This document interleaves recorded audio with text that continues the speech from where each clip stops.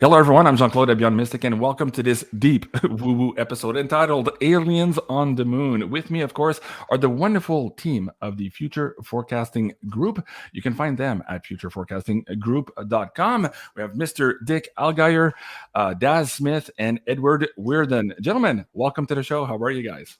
Great, thank you. Thanks for having us. It's a rainy day in Hawaii. Nice winter cold weather, like 75 degrees and 89% humidity. Usually it's the other way around, and I'm very jealous of your weather temperament. Yeah. But yes, today we're doing okay here in Canada. It's a beautiful day. Thank you so much, everyone, for joining us here on the live interactive show. We are simulcasting on both our YouTube channel and also here on Rumble. So, gentlemen, with me on screen, let's use our nice words for the YouTube algorithms here today. We'll try to stay on YouTube as long as we can for this episode. If not, and if we have to get into some deeper material, just let me know, and we'll close off the YouTube feed and continue on Rumble only for a no holds barred conversation. Guys, we're going to talk about the moon here today. I'm very excited to have all of these gentlemen on, including also Marty Hibbs, who's also a contributor at the Future Forecasting Group. He'll meet us a little bit later on to the show here. We're going to be discussing the financial markets and giving us a little bit of a look ahead here as that pertains to the death of the dollar remote viewing from the crypto viewing team here from almost 2 or 3 years ago now already. So thank you so much, everyone, for joining. Let's dive right in. A couple of months ago, I interviewed Cliff High on the Sci-Fi World Lunacy show. And that caused quite a bit of a stir, Mr. Algeyer. And a lot of people were asking me to have you guys back on because Cliff explained that he had tasked you guys to look at the moon. So let's start here. Can you explain a little bit, to the extent that you can, what the tasking was? And then we'll get into some of your RV material on it. I understand that some of it is hit and miss, but I do want to have that conversation here with the audience members and tie in some of the other data points we've been finding here along the way since we first aired that episode. So, Mr. Algeyer, let's talk about the tasking of the moon by Cliff High. Let's start there. Well, we did one tasking for Cliff High, which was maybe inconclusive, but there's been a lot of remote viewing work done on the moon. So we came prepared today to talk about that. I've tasked Daz and Edward a couple of other times, and they did phenomenal sessions. There's a history that goes back to even Ingo Swann, who was the original remote viewer, and Daz is the expert on that. Cliff High was wanting to see what was behind a heat anomaly on a crater on the backside of the moon, and that's what he was looking at. We got into for the behind the scenes story. We got into kind of an argument over Cliff over the history of the moon, over who may have been there in the past, and our opinions of what happened there are kind of divergent from Cliff's. Daz did a remote viewing for me several years ago. It was a result of I tasked the Israeli moonlander Bereshit that disappeared. And Edward and Daz both did amazing sessions on that. And then we retasked both of them. Daz was getting stuff about Germans and Nazis on the moon. And as we know, the Germans had some very advanced technology. So it gets really controversial, like who got to the moon first and how. Mm-hmm. So that's the background. It's a very complicated story. Right. And the more we scratch, the more complicated it gets. And I do have to admit, this is probably the episode that generated the most emails on our website. People asking us questions about the episode, contradicting information coming in, and just overall a lot of interest. And maybe we'll do a part 2 with Cliff High. He said maybe in February or March, I think, where we're going to tie in perhaps the concept of the return of the Elohim and how that all ties into this slave farm planet that we all find ourselves on. Thank you for that first introduction. And Dick, let's talk about your a remote viewing. Now, he did tell me a few things off the screen, so I'm not sure what we're allowed to share or not here on this one here. But is it fair to say that when you got into that particular RV for the tasking about that heat source in the lower left quadrant of the moon, you were kicked out of your remote viewing session? Can you share that with the audience members and explain how that works? Okay. Let me explain it, and my colleagues will address this too when we bring them on. When you're a remote viewer, you're not omniscient. You don't suddenly have this all-powerful knowledge of everything that has to do with the target. Remote viewing is more like going into a movie with a paper towel tube, and every few seconds you get to look for like 2 seconds, and then you draw something, and then you don't see it, and then you don't see it, and then you look again. So very often you don't really have a big overview of the target. You're just getting small glimpses of it. So, and yes, I have experienced times when I've done ET sessions where it's like, get out of here, kid. This isn't your business. It's like, go away. So that can happen. Yeah. Okay. And do you want to share if that happened or how that happened for you on the No, I think I just didn't have a stellar session. I got some a couple pretty interesting sessions, but in terms of me arriving there and describing a crater on the moon, I never did that. So I wouldn't say that I had an outstanding session. Daz and Edward's work on other moon sessions is a lot better. Okay. And can I get you maybe to expand on whether or not, even if it's a feeling, a remote sense of connection between Saturn and the moon? As you were looking at the moon, was there also some type of connection coming from Saturn? And can you that was the strongest impression that I got. And I was in session, and I thought it was a moon of Saturn, and it may have been because I've remote viewed Iapetus. Daz and I did that for Courtney. So my sensation was like Saturn is so obvious. Like I'm in session, I go, that's Saturn. And why am I seeing Saturn? Saturn is connected to this, and there's a moon that's somehow connected to Saturn. You want to put that graphic up? Sure. Let's do the first one with the obelisk. Yeah, am I jumping ahead of your no, that's production okay. schedule? Let me bring that up. Here you go. Okay, so here I am doing the moon session for Cliff High, and I don't know how or why, but I just had my strongest impression was that somehow that there's some communication or connection with Saturn. Like there's some transmit receive thing, like the headquarters are on a moon of Saturn or in the rings of Saturn or something, and that is somehow influencing what the target was on the moon. That's as complex a thought as I could get out of that. Okay.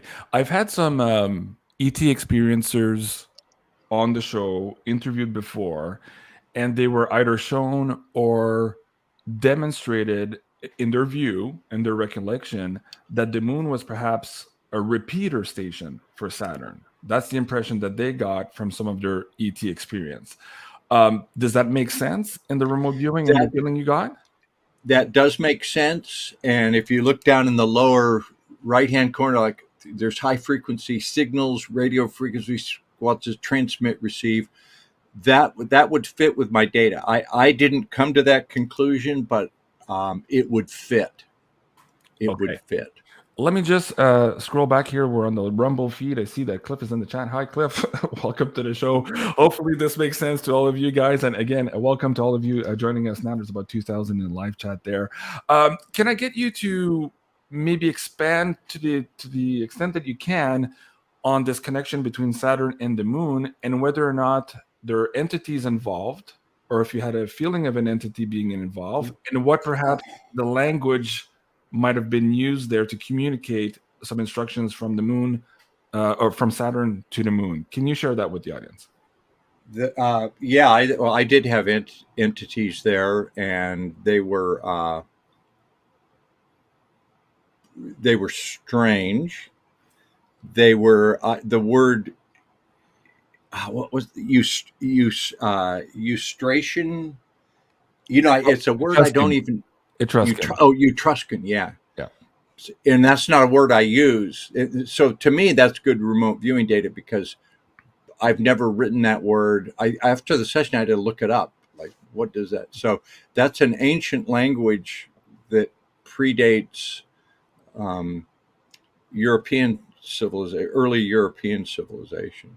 Mm-hmm. So, I did a special decode on the moon with Janine on our pay-per-view as well, and we got into trouble with some of the further decodes on how Etruscan is related to this particular story. So we'll get to that maybe in another show moving forward. Just okay. For the record, it's really close to out of my comfort zone in this because it wasn't like the Grateful Dead always used to joke that they would blow the big ones. Like they played at Woodstock and they just were awful. They didn't even allow their footage to be used in the film. They played the Monterey Pop Festival and they were awful. So here I work this target and I find out it's a really interesting target for Cliff High. And I didn't really do real well on it. It was like, I blew the big one. So yeah, all remote viewing is a combination of good data, bad data, and contamination. So some good data snuck through, but it wasn't one of my greatest sessions. So we should feature the other guys a little bit more in this one. We'll do that next. But I have to say, you might be selling yourself a short, Dick, because there's a lot of information based on some of those backstage conversations I've had with Cliff, what you're just saying now on screen, that does indeed tie in with our future investigation also on the moon. This is the episode now available on pay-per-view and also on the Insider Access Pass. If you guys haven't seen that, go check that out. We got a little bit deeper here into that Etruscan connection, and I think more and more of that information will come out here very soon. Okay. Let's switch here. Thank you so much, Dick, for setting the stage for us. Edward, first, it's the first time on your show, so first of all, welcome to the Beyond Mystic family. Can you maybe take the first 2 minutes here, explain how you got connected here into remote viewing, how you joined into the team here at Crypto Viewing and then Future Forecasting team, and how Universe kind of conspired to have you do this amazing work that you do, Edward? Thank you very much for that. My remote viewing interest started in the late 90s with the first, I'll make it real quick, the first remote viewing documentary that hit the Discovery Channel. It was in 1996, and I recorded it on my VHS player, and I watched it about 100 times. I started training in remote viewing in 1999 with the only available VHS training platform that was available at the time. Then I went and sat in a chair in a classroom for a while too, and then just started remote viewing continually every day for a couple decades. I started to videotape myself remote viewing because that stuff really wasn't out there for full length. Beginning to end remote viewing sessions were not available for public display. So I wanted to put them on public display, and that's what I did starting in 2011. Daz found him right away, and he posted him on his page for news for remote viewing, which got me a lot of interest. And that's what I've been doing for a long time. And then in 2018, crypto viewing started, and a few months after they started, I jumped on board, and we've been playing music ever since and having an amazing time in this crazy journey that we're on. Okay, very cool. Thank you so much for that. Let me just bring up also, you have a YouTube channel here, Edward Reardon. If you guys want to check that out, I'll bring the link down in the description box below. You put in some offbeat stuff in there, and you've had one of them that really piqued my interest was a viewing that you did that was then picked up by Jason Ip4. And anyways, it was a really cool contribution you guys had together there a couple of months ago. So guys, please the May 1st thing. Yeah. Yes, that's right. But Edward, let's talk about the moon here and the tasking by Cliff High. What did you come out of it? Now, Dick is not too sure about his data. How did you go through that remote viewing session, and what can you share with him? I really enjoyed that session. I do. Here's what I remember from it was that when we did the debrief, I looked at the tasking and I didn't really understand what we were supposed to be doing. And then once it started to become clear to me that, okay, there's something that was detected on the far side of the moon, I believe, and there's something going on there. We don't know what it is, and we're trying to get an understanding of it via remote viewing. That once I understood that, then my session made a lot more sense to me, because in my session there was a chemical compound, there was chemical reactions going on, there was expansions based on chemical reactions happening, and those types of things. Elemental things were taking place, and then it made a lot more sense to me. Now, what exactly it means, I don't know, but the session itself, okay, I could get an understanding of what might be taking place there that is based on some type of chemistry that is causing heat, causing coolness, causing expansion, causing contraction, and those types of things. So once I understood that, then the session was pretty cool to me. I enjoyed it. And would you say that that chemical reaction is a natural occurrence on the astrological body, or is that maybe produced by activity from other beings, either on the surface or underneath the surface? What did your RV come up with? Well, I'm looking at it right now. It seems to, well, it just depends on what aspect I want to look at it from. Because in the session here, I have something that is engineered and measured. So there's engineering and there's measuring taking place. So that could be an indicator that could be happening there at the location. It's being engineered and measured, or it could be on the observational end of it. The observational end of it is engineering and measuring what is taking place per the change that is being detected. So I can't say that in my session I had, well, there's this one group and they are changing that. What I was getting more was that there is a chemical change taking place. There is an element that is inside of this bubble that I drew, and a different element is being basically injected in, and one element is moving out as the other element is moving in. So in the session, I did have that there was a type of injection taking place. So that could be interpreted as an intentional injection of a different element. So that would be up for interpretation, up for someone else's analysis. Me as the viewer, I kind of don't like to do that. I just do the work, present it, and then other people can observe it and dissect it and try to interpret it and understand it. My goal is to understand what might have happened as a remote viewer. You know what I mean?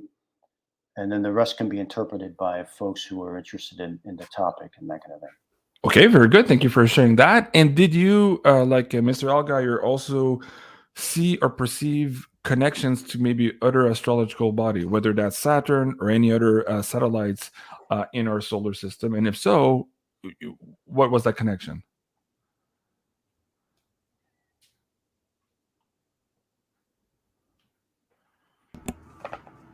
Was that question for Edward? Yes. Oh, no, I think it was for Dick.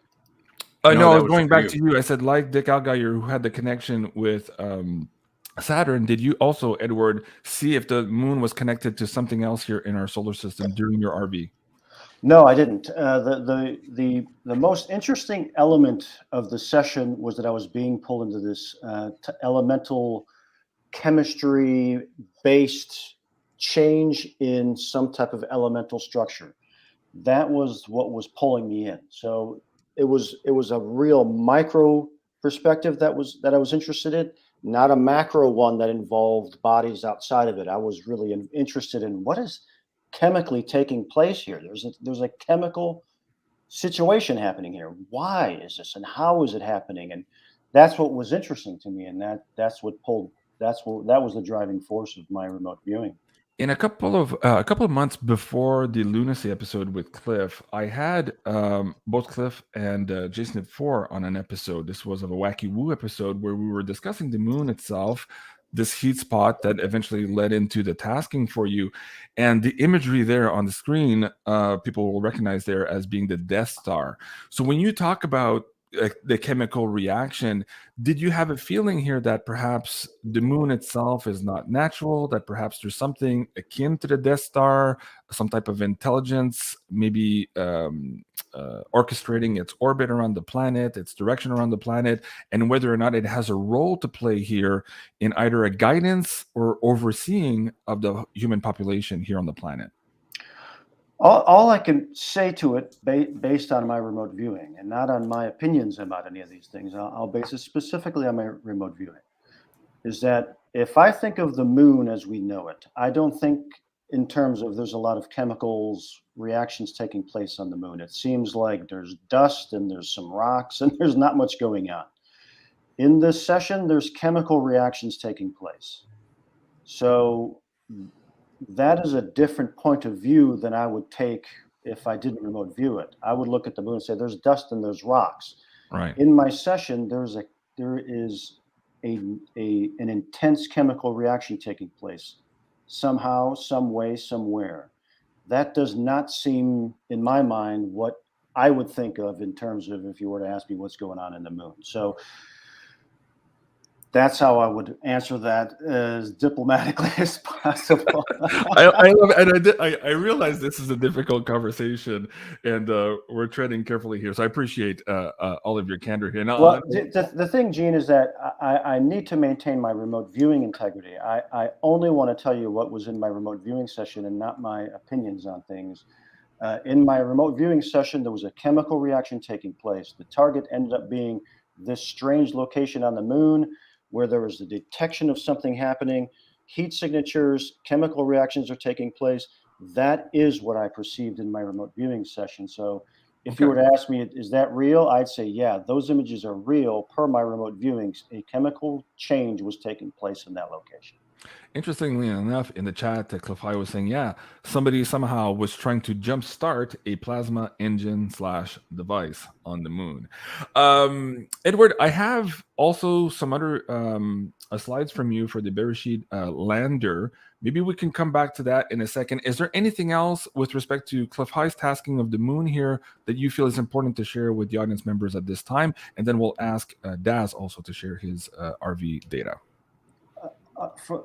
All I can really say from a remote viewing perspective is I find it I'm a lot more open-minded to what might be going on there than I may have been before. I'll put it that way.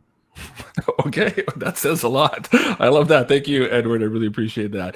Mr. Daz Smith, so first of all, welcome to the Beyond Mystic audience. You're, of course, a part of the future forecasting team, and people can find also some additional work of yours here on Remote Viewed on your YouTube channel. Can you take the first 2 minutes also and perhaps share with the audience members how Universe conspired to get you to doing the wonderful work you're doing today? Daz. Yeah, absolutely. It's great to be here. I first started in remote viewing after many years of classical training in classical psychic techniques. So I had a bit of a head start, really, because I was a trained clairvoyant medium long before I was a remote viewer. But in 1992 at a UFO conference in Leeds here in the UK, they had an audio tape played of a guy in America. He'd been audio taped on the telephone, and he claimed he had this psychic technique where he could go anywhere in the world, and that he'd been paid by the American government to track UFOs back to their origin. After hearing that, of course, live on the stage, I made it my life's work from then on to try to find out what this amazing technique was. And like Edward, I essentially fell into remote viewing when it became public in 95, 96, when the CIA disclosed it, and that documentary that Edward was talking about was shown on Channel 4 here in the UK. And yes, so from the last 27 years since then, I've made it my life's work to learn every aspect of remote viewing and sharing it with people as much as I can as well. And the documentary you're talking about is regarding Ingo Swann? It had Ingo Swann in there, yes. I can't remember what it was called. It was made by Jim Schnabel at the time. I have the video. If you guys X-File, it's called the Real X-Files. The Real X-Files, yeah.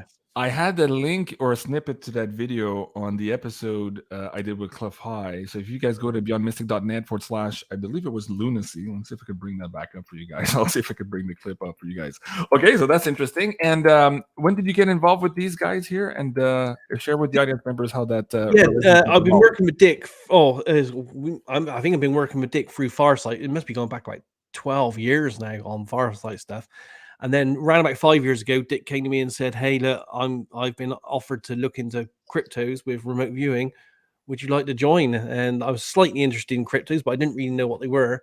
But I like a project. So yeah, I joined, and these guys have grown to. I consider them to be my RV brothers or family ever since. We're like a family in Future Forecasting Group, and we managed to explore the universe together in ways that not a lot of people can do in this life. Very good. Cliffy in the chat says, "Men Who Stares at Goats." That wasn't a documentary. That was a movie with George Clooney, of course, talking about documenting the Army's attempts at remote viewing. Actually, a good movie. Thanks, Cliff, for that. Okay, Daz, let's get into now the tasking from Cliff High on the moon. Share with the audience members here the highlights of your RV data. Yeah, I did several RV sessions on it. I didn't get good contact at first, but I did remember that I did have an underground or an above ground underground structure of many levels that was there, a man-made structure. Obviously, it was manned, and I felt it had a very military intel presence. And for me, it felt like it was something to do with almost like a forward operating kind of base facility.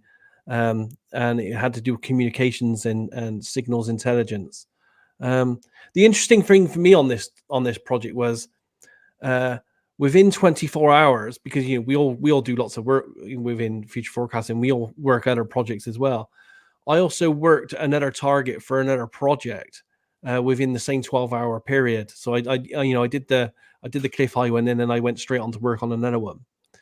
And I had a bleed over in that other project of 3 pages of data, which was purely moon-based data and sketches, which didn't actually belong with the target I was working at the time. So I feel that was a clear bleed through from the Cliff High target on that, because it just made no sense in that other project whatsoever. And that's where I believe I got my better data. You probably haven't seen that, but if I could present, if I could share the screen, or I could show you that data if you'd like. Yeah, to see sure. it. Go ahead if you can. Yeah. Bear with me. This happens all the time in remote viewing. It's like sometimes a remote viewer will remote view the next target that you're going to give them next week, and it's such a soup of jumbled stuff in consciousness. We see this all the time, so it's not surprising that Daz is working a different target several hours later, and his subconscious is still on this one. Is it possible also that you guys have a bleed through, not project to project, but remote viewer to remote viewer? So if I get into a particular tasking, I'm not actually going to see the target, but I'm going to see Dick looking at the target. Does that happen to you guys also? That's a can of worms we could discuss all day. Well, I will say this: there have been times where we've worked a target, and we're going through a debrief, and we're in the same. We draw the same place. We're in the same room, looking at the same part of the room, and we always get a big chuckle on that. We're like, "Oh, okay, I was in the room over here looking at the painting over there, and you were in the room looking at there was a painting, but there was the table over there." So that kind of stuff happens to us often. We really get a kick out of that. That's absolutely fascinating. Hey, we're almost 3,000 live in the chat now. Thank you so much, everyone, for joining. Let me bring up your share screen. Dad, there you go. Explain to the audience here what we're looking at. Yeah, so here's my data. You'll have to excuse the handwriting. So as I said, it had nothing to do whatsoever with the target I was working on, but it was within the same 12-hour window. So I think it was bleed through. And I knew I gave myself a movement command here: move to the moon and describe. And I had an underground. I wrote here code underground safety area here, which were made from caverns which were hollowed and excised. And then I said I have a flash image of a laser drilled melted circular tunnels with lots of hollow spaces, and this is very old. And then on the surface, I had this spider web type construction here, which I felt was an above surface and below surface area, and it felt like it was lit up with lights, and it was like a city. And then I tried to draw that in more detail here. So here's the moon itself, with showing the dark side of the moon and this kind of web-like structure, like city on the surface there. Have you? Can I ask you also? You've looked at the moon previously before in your data. I had Bruce Cezal on the show just a couple of days ago. He's a recurring guest. He's got this massive telescope set up. He captures amazing imagery and video from the moon, and he's also documenting basically changes in real estate. And so there's structures on the moon. There seems to be like tunnels, ramps, towers, a whole bunch of stuff. In your RV data also, have you experienced going back to the same location and seeing an outgrowth or destruction of some areas? Explain that to the audience. I personally haven't. Well, I've only in my RV life only been sent to the same target of the moon once, and I was sent to the same location 3 times. And I had that I could share with you here as well, if you can see the screen right now. Yep, let me bring that up for the audience here. Here you go.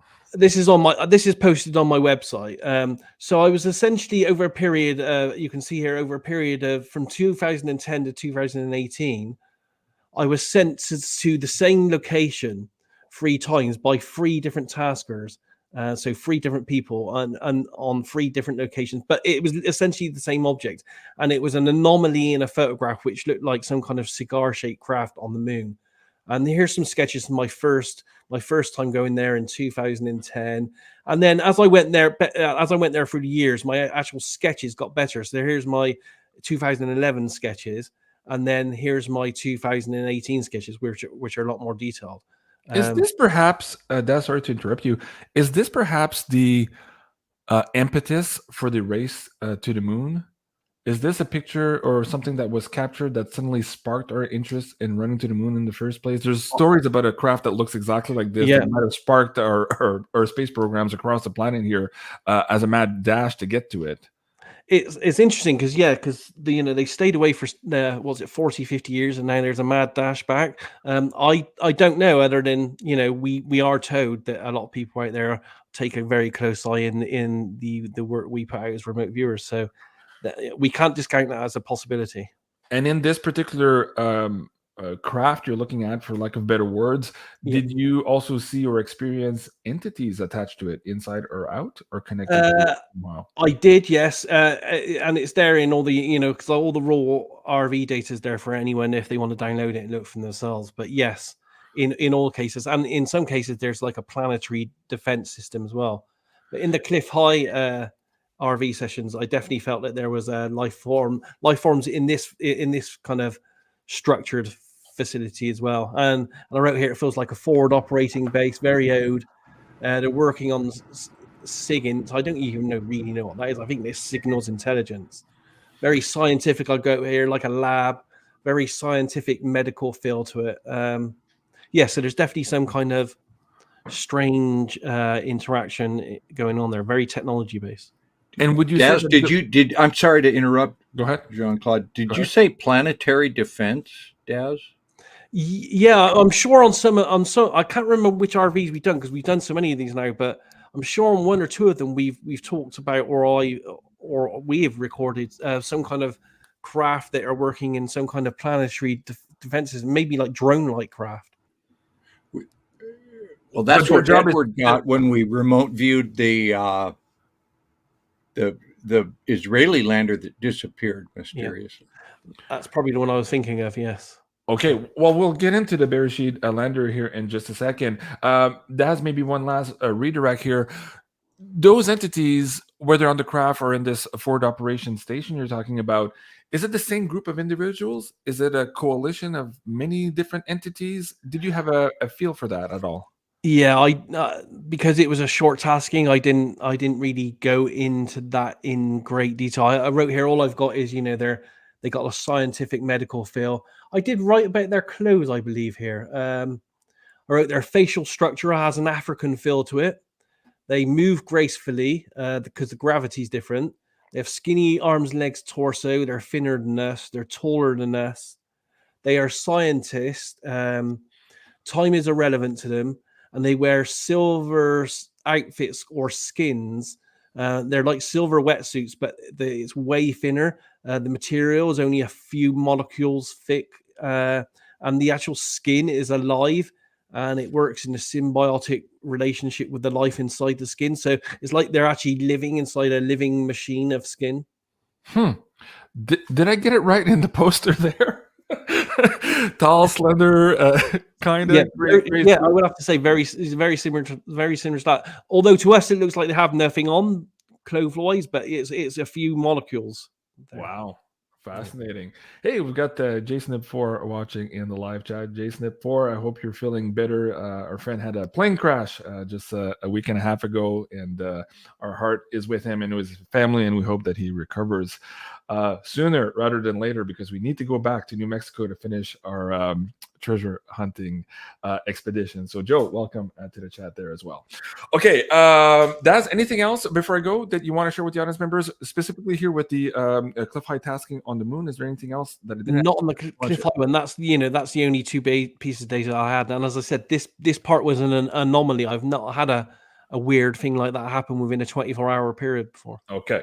Well, thank you so much for that. To start the next segment, I wanted to bring this to the audience attention. We talked about this when this first came live, but this was the former Israeli space security chief admitting in his later years of his career here that, yes, there were extraterrestrials that exist, that Trump knew about it, that we had bases on the moon, on Mars, that there was such a thing as a galactic federation involved with contracts with Earth, yada, yada, yada. You guys can go read that whole article. But very interesting here, as we're seeing now, the Pentagon, since this, also coming out with the Tic Tac videos. There was the latest testimony before Congress, where Mr. Rush was also explaining here that many pilots and many air crews are experiencing some what they call UAPs, to the point where they have to admit that they don't have anything to counter some of the technology that they're witnessing right now. So that being said here, as a setup, Edward, let me bring back, I think, the first slide here. No, not this one here. This one. No, where did it go? The bearer sheet. Yes, this one here. Explain to the audience members how this ties in, what this tasking was all about, and how that ties in here to the conversation for today. Well, these are some images from a whiteboard session. The target, that's the target ID, is right up at the top there, 34FI82NG. That was set up and given to us. That's all I had. That's all we had was that tasking ID. We had no idea what the target was or who tasked it. In this part here in the remote viewing experience, I am drawing and describing a crater. There's a command center, and there is it's dusty, it's dry, it's hilly, and all of those things. And what drew me into this area was how I could only describe, in my lack of intelligent nomenclature of these things, was that it was like a mousetrap had went off. Some kind of a security system had gone off. Something had come in to the range of something that triggered a response, like a mousetrap would do, like that kind of mechanism, and shot something down. And this was being monitored by, on the left there, a command center. They were watching it, and they were monitoring the entire situation. And so, just to interrupt, the command center you're talking about here, you're not talking about the equivalent of NASA JSC. You're talking about a command center on the moon. No. I didn't get a sense that the command center itself was on the moon. It was the line that I drew in between the two indicated that to me that one was in one location and the other was observing something in a faraway location. Okay. If I explain the tasking, it'll make more sense. Okay, go ahead, Dick. Okay, one day I was sitting watching TV, and the Israeli moonlander Bereshit was about to land on the moon, and whatever cable channel I was watching was taking this live. So I was watching the Israeli version of the NASA control room, wherever they were in Israel. I forget where it was, but they've got a bunker out somewhere, and so they've got all the consoles and they've got all the they're watching this thing go, and it's making this historic landing on the moon. And I was thinking, wow, I bet they've got some really good high def cameras. I want to see what the moon looks like when they land on it with its new high def camera. And so I'm watching the control room, and all of a sudden something happens, and they go, we've lost, the thruster was thrusting, we've lost control of it, and it's disappeared. And I thought, something happened there. Something happened. I'm going to cue that as a target to the guys. So I waited a few weeks. I may have waited a couple.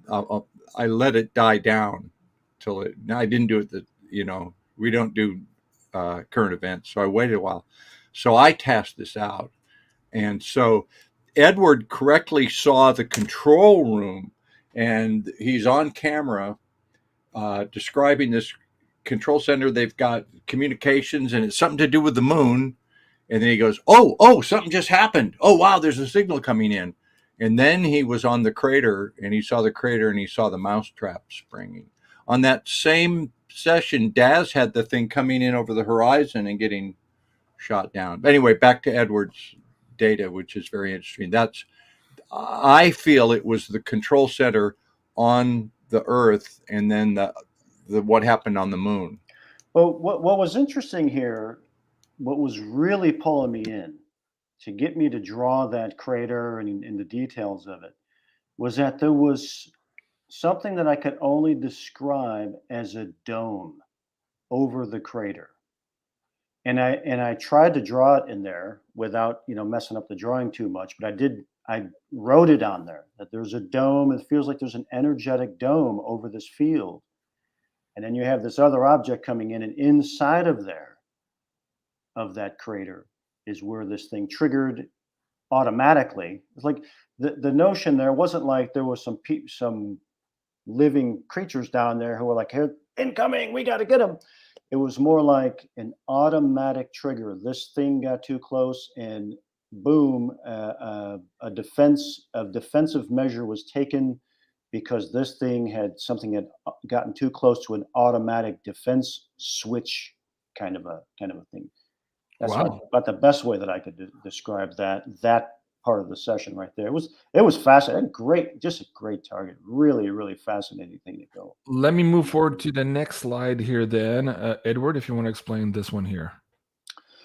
So this is I had elements in here of what I was trying to describe what was taking place here. So you have an explosion, an impact. You have something that looks like a type of missile getting sent out and causing a violent explosion of something. And then, this could be completely another session or a big expansion on the target, was this notion that there was a cloaked or an invisible type of plane, quote unquote, that was also detectable in the area as well. So this here is my attempt to decipher and draw and explain this object getting hit by this projectile that was sent out to literally destroy it. That's fascinating. And before we get to the last slide, did you have the impression here that although there was automation, as you just talked about here, this other craft that was cloaked, was that also automated, or perhaps were there beings involved at that level? I didn't get any sense that there were any living creatures in either location. It seemed very, I guess I could say mechanical, or just mechanical, set up for automated, I guess is probably an autopilot. Better. Yeah, autopilots and automated machinery, and like you really didn't need to have anybody there. It was kind of all set up to. And did you get an impression as to what was the critical nature of the area? Why was it sensitive in terms of information or data? Why this particular setup was in place there to protect what exactly? Did you get a sense of that? We may have a little bit of that in the next slide. Offhand, I can't fully remember, but in this session here, the command center element was fast. I mean, fascinating to me. There was so much going on in there. The people that were, see, now they're people in here. They're specific type of people. Like, I was getting into their mindsets, the work ethics that they had, and all that kind of stuff. And then the command center, the control room itself, which was very large, it was very elaborate. It was fascinating. I could have just stayed in there for the entire session and just went around from here to there to there to there. But it had all the elements in there. You have the moon. I have the moon element there pointing down. In the other screen is where the crater is, and it's firing the projectile. That's going on. Someone's saying, holy SHIT over there, and some kind of a response, because it was a surprise response. That's what I meant by that. That holy SHIT was an in the moment response of, why did that just happen? That kind of thing. The mousetrap part. Yeah, of it. yeah. And then it, like I have there, it gets noticed, and that shouldn't have happened. Like, that was not supposed to happen that way. They didn't go through all that trouble. And now that I can look back at it after knowing, like, why would you send something that far and then just for having to be shot down when you get it? So the idea here was that it was a surprise event. They were not counting on that happening. In the previous one, I even had up to the notion of that could even be considered an act of war, because that was like a hostile reaction. Right. I have two supplementals there. One, is it possible that the craft, the Bereshit lander, as it was getting closer and closer to this mousetrap, so to speak, did it convey or send out the telemetry of its capturing devices? Did we send back part of the information that was probably the top secret part, the raison d'être for this mousetrap? Did we get an inkling of that, or did the command center get an inkling of that? Well, in some of the things that I wrote there, where I have AI, which means aesthetic impact, which is the emotion, how other people are feeling, picking up other people's emotions, worried, this notion of a breach or an invasion. So I could say that in how these people were feeling, there was a concerned sense of that something had been breached. So that would then be open to someone else's interpretation. All right. Okay. So, right, other than being surprised with the mousetrap, they do have an inkling as to why something had been breached, and they're probably not where they're somewhere they're not supposed to be at some point. There's a realization of that. Yeah. Okay. Yeah. Very good. The last thing on this, which jumped to my eye, let me see if I can bring this up here. You have the word plasma here.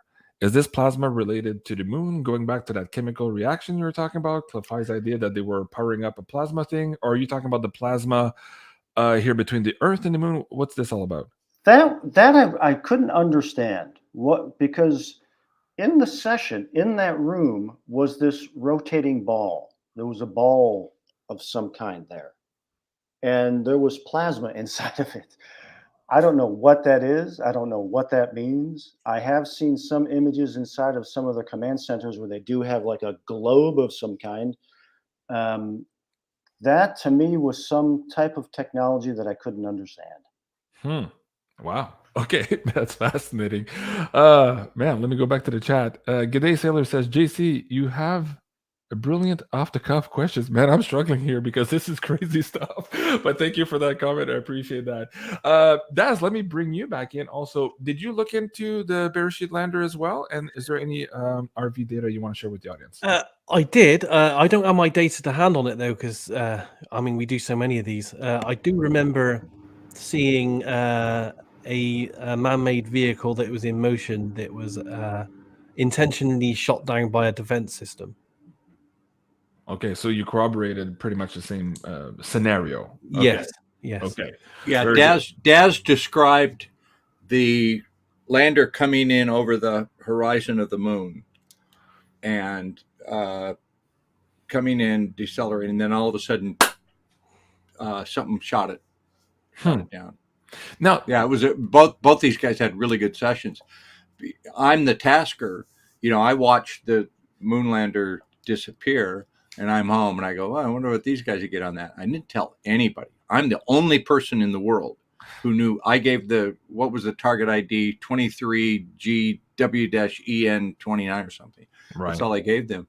So these guys give me this data, and I'm literally the only person who knew what that was. They're totally double blind. They didn't know that I had given it to them. And I see their data come in, and I'm just like, I've got to, and Edward will reinforce it. Daz is our UFO guy. Daz has been into UFOs, and Edward and I are a little more the keep UFOs out of remote viewing arm of remote viewing, because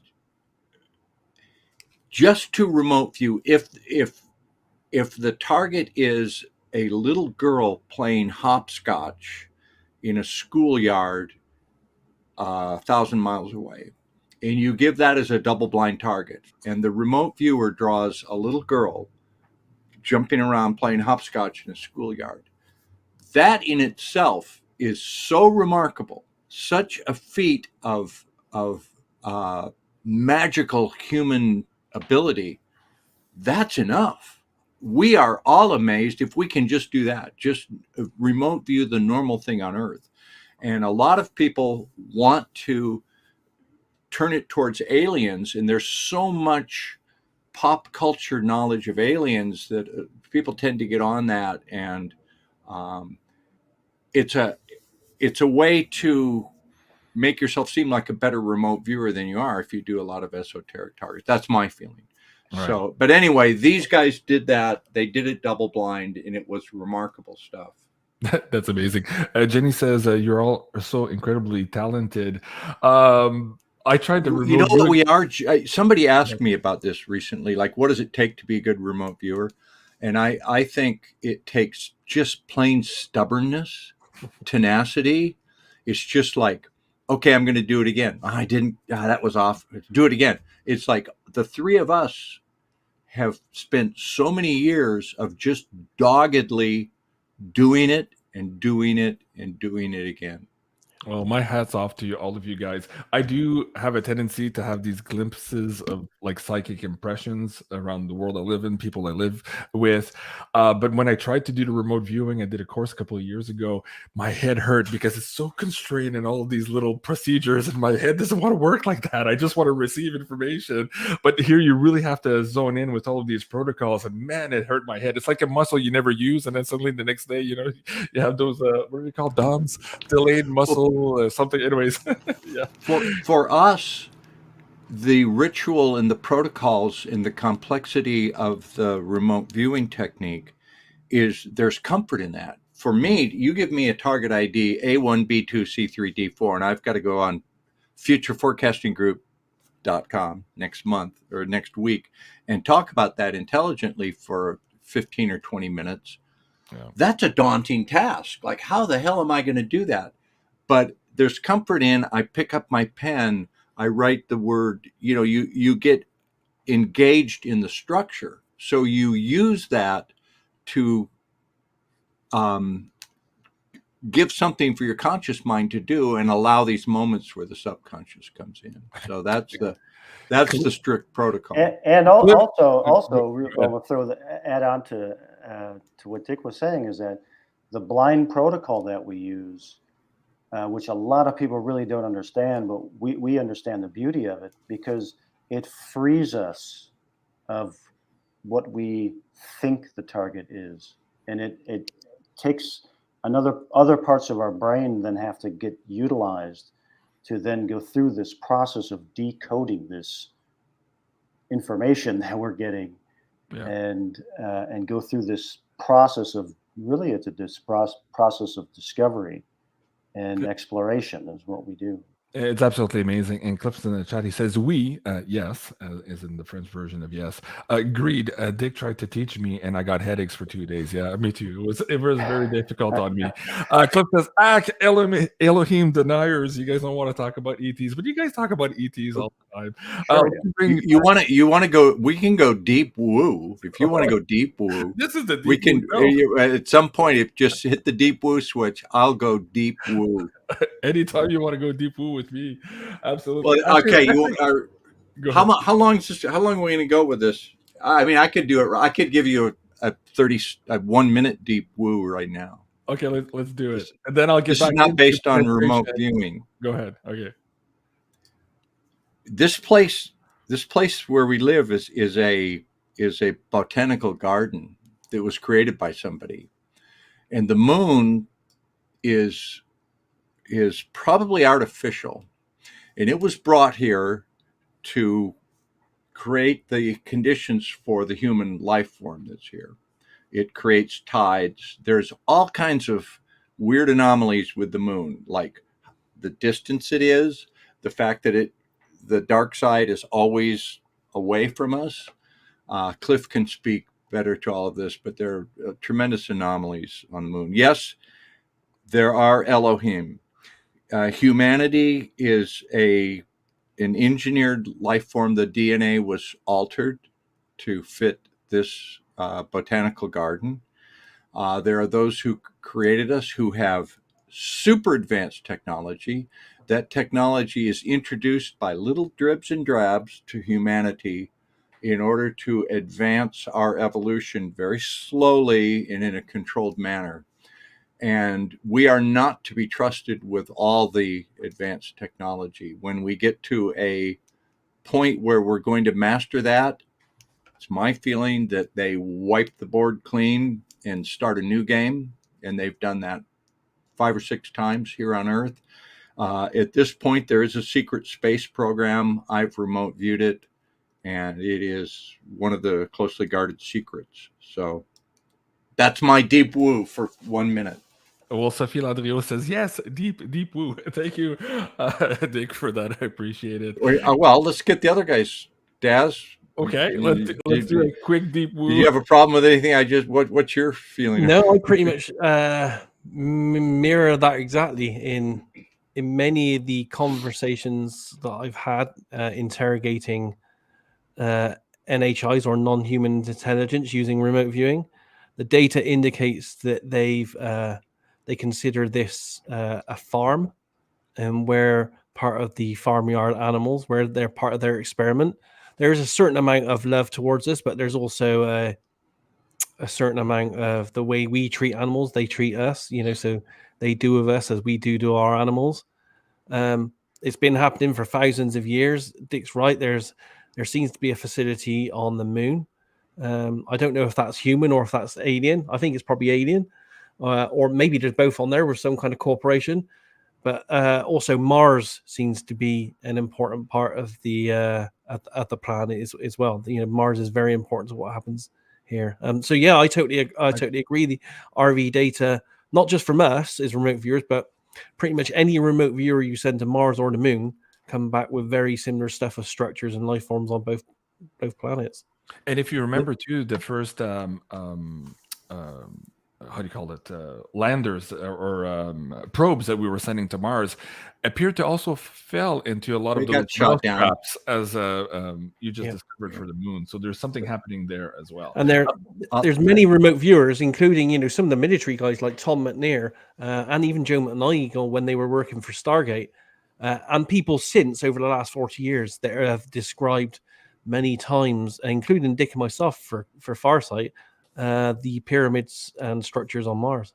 Yeah. Wow. Let me channel Edward Reardon for a minute, because I've worked so closely with him. He will say something like, "This may be true, but don't pollute my mind with all this shit. I got remote viewing to do, and I need a clear mind." Is that close, Edward? He just read my mind. Okay. All right.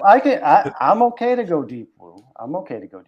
I've had I'd remote viewed the Vimanas and an alien civilization that brought them technology,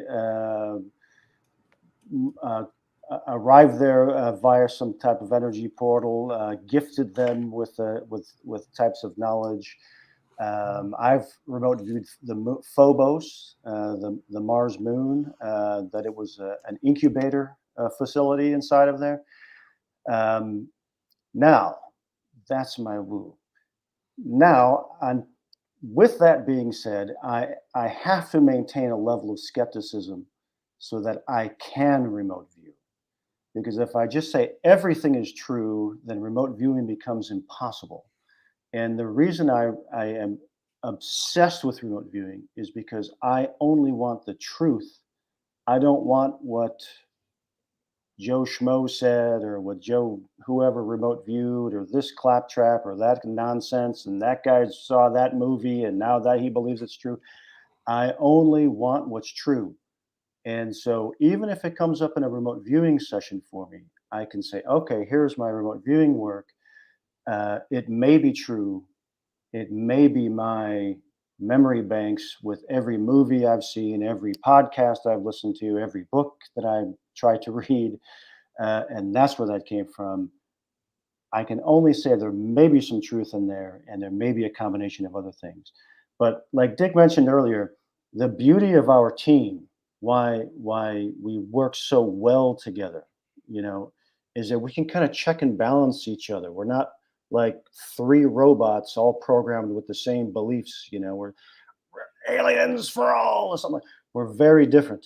We're all very different. So we can check and balance and kind of keep each other sane a little bit as we're doing some of these, really out there kind of targets.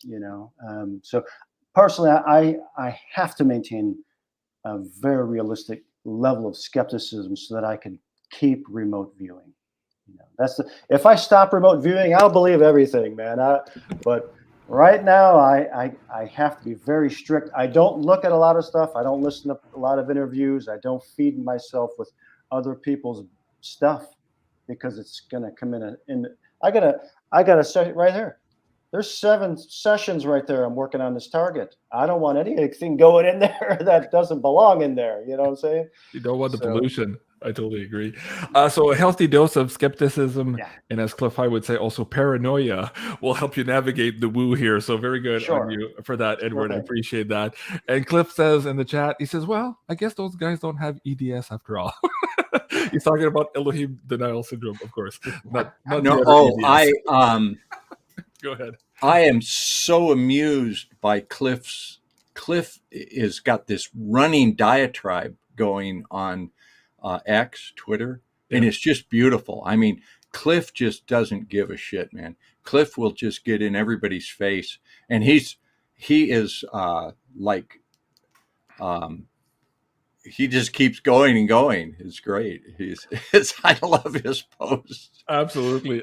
Guys, again, a big thank you to all of you there in the live Rumble chat. We're going to be switching here to another segment here on the financial system, how that ties into everything, and the fact that we don't live in an enclosed system. So that'll be coming up here in just a moment. But before I do that, I wanted to close up on this particular segment here and also kind of track back to this luminosity event.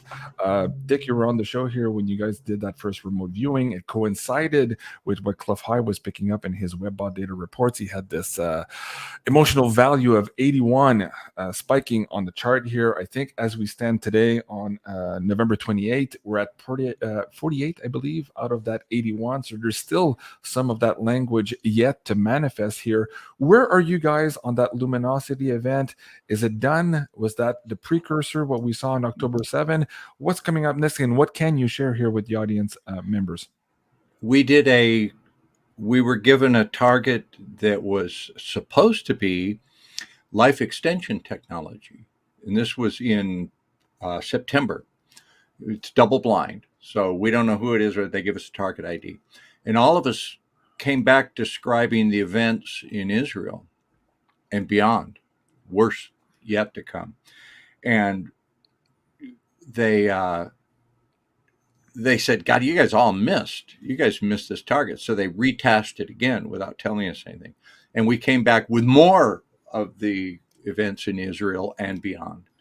And so we looked at that and we looked at our data and we said, man, we got this. We were calling it the next 9/11. We said, we think we just remote viewed the next 9/11. And we were internally discussing, is it responsible to put this out? Like, we may have just been off, and we don't want to scare the world if we just all had bad sessions. But it was all corroborated, and we're experienced enough to know this looks like real data. And so we had internal discussions, we put it out, and it lit up the internet. Like I did a segment with Cliff and a lot of Dino, Nino Rodriguez. Yeah, Rodriguez. yeah, Nino's Corner. Yeah. Yeah, Nino. So we made the rounds, and we were all talking to each other behind the scenes going, is this responsible for us to do? We probably shouldn't do this. But we put it out, and then the attack on Israel happened, the next 9/11, and it validated our work.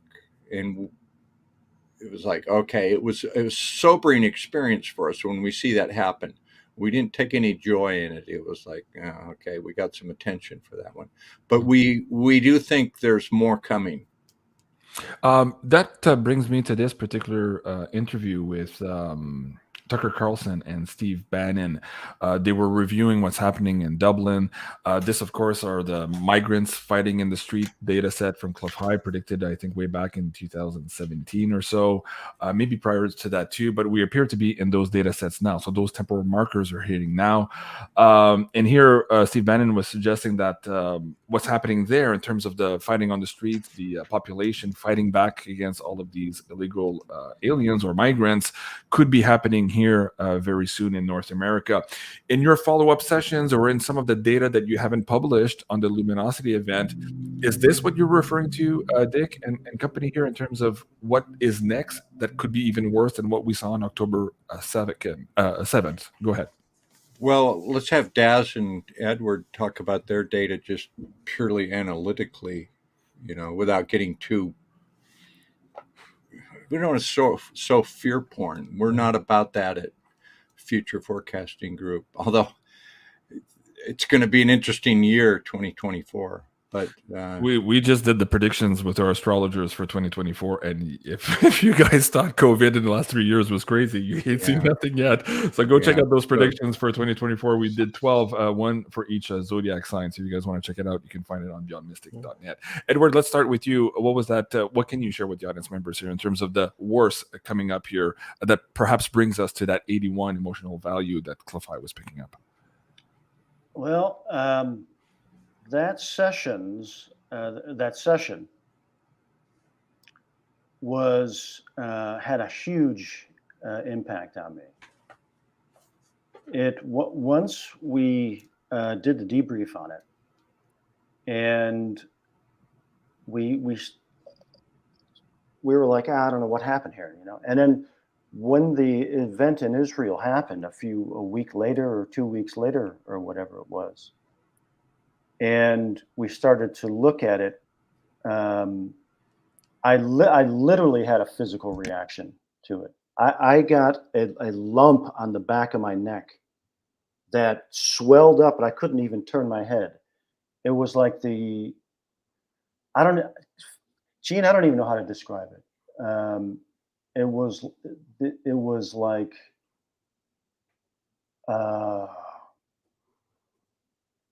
combination of fear, despair, concern, intense negativity coming through.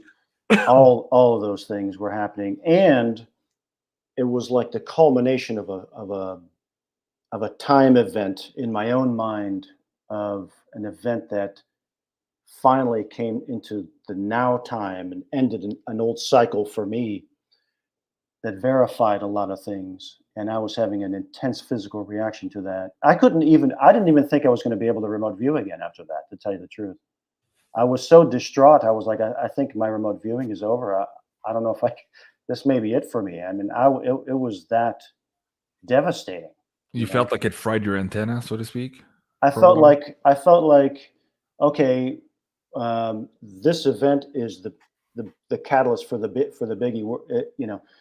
There's really no more need for the remote viewing anymore. Maybe, this Right. might have been it. My job may be over. That's how I was feeling Wow. in this intense thing so I had to start. All right, let's get back into it. Let me see if I can still remote view. So I started doing some practice ones, and okay, I can still do it. Okay, I think.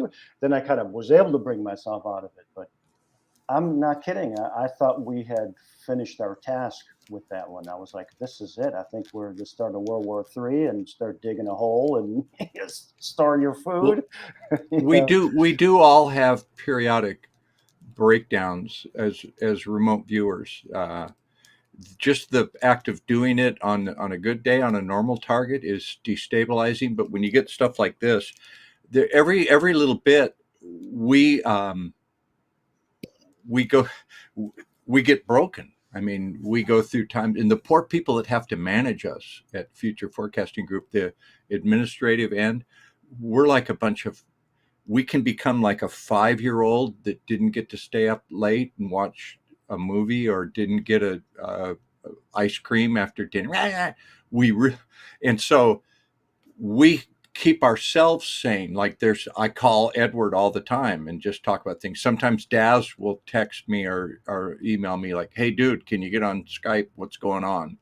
Or on Zoom. And Right. we try to keep ourselves grounded. But we do melt down periodically. I gotta tell you, sometimes we need to take a break too, because I do the twice a week show here, the Beyond the News, where we try to get into this non-local information. And what's that saying? When you look into the abyss, sometimes the abyss looks back at you, right?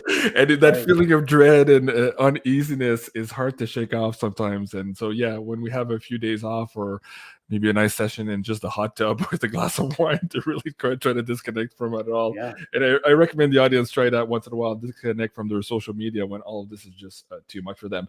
Before we get to the next segment, Daz, I want you to chime in also here. What was your take on that luminosity and perhaps the portions that are still yet to come here? A lot of people are still in the chat waiting to see if they can maybe have some information on how best to navigate all of this as it transpires. Go ahead. Yeah, absolutely. I agree with the other guys, really. And your listeners have to bear in mind as well that this kind of event where all of us get the same data, to such a high degree is a bit of a unicorn type event for us. It only comes along once every couple of years kind of thing. So that was the big shock, and seeing us all just totally blown away by the similarity in the sketches and the data. I do think we probably did pick up predictively the Israel Middle East situation that's occurring right now. My scenarios that are running through my head at this very time are that our bigger event data may have been a miss, or it may have been seen by the people that make the decisions, and they may have done something preemptively to not allow that part of it to happen. Or the more worrying scenario is that the bigger event data that we got, and we got it significantly time after time. I don't know if we've released all that data or not, is yet to come. And that's where my head is thinking at the moment, is that the data was so strong, so luminous for us, that we reported it so many times, and other people also came to me independently saying they had similar stuff, is that I think that there is something larger on the horizon, but not quite within, the exact timescale of what happened with Israel. So yeah, I still think that there's something very big and very, very destructive is there on the horizon, boiling away and possibly going to happen.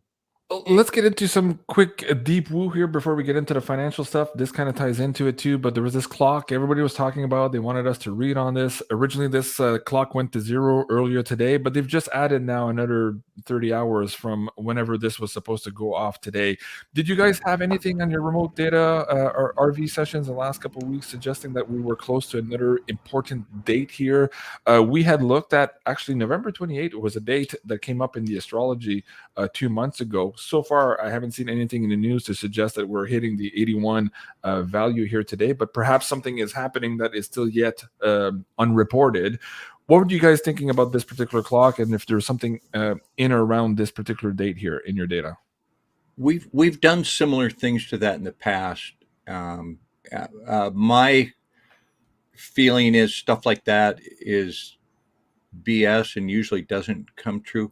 The last one we did, remember this one, Edward? It was about a year ago. There was a date it was February 2023, and they gave us that as a tasking, and you drew something significant that did happen on that date.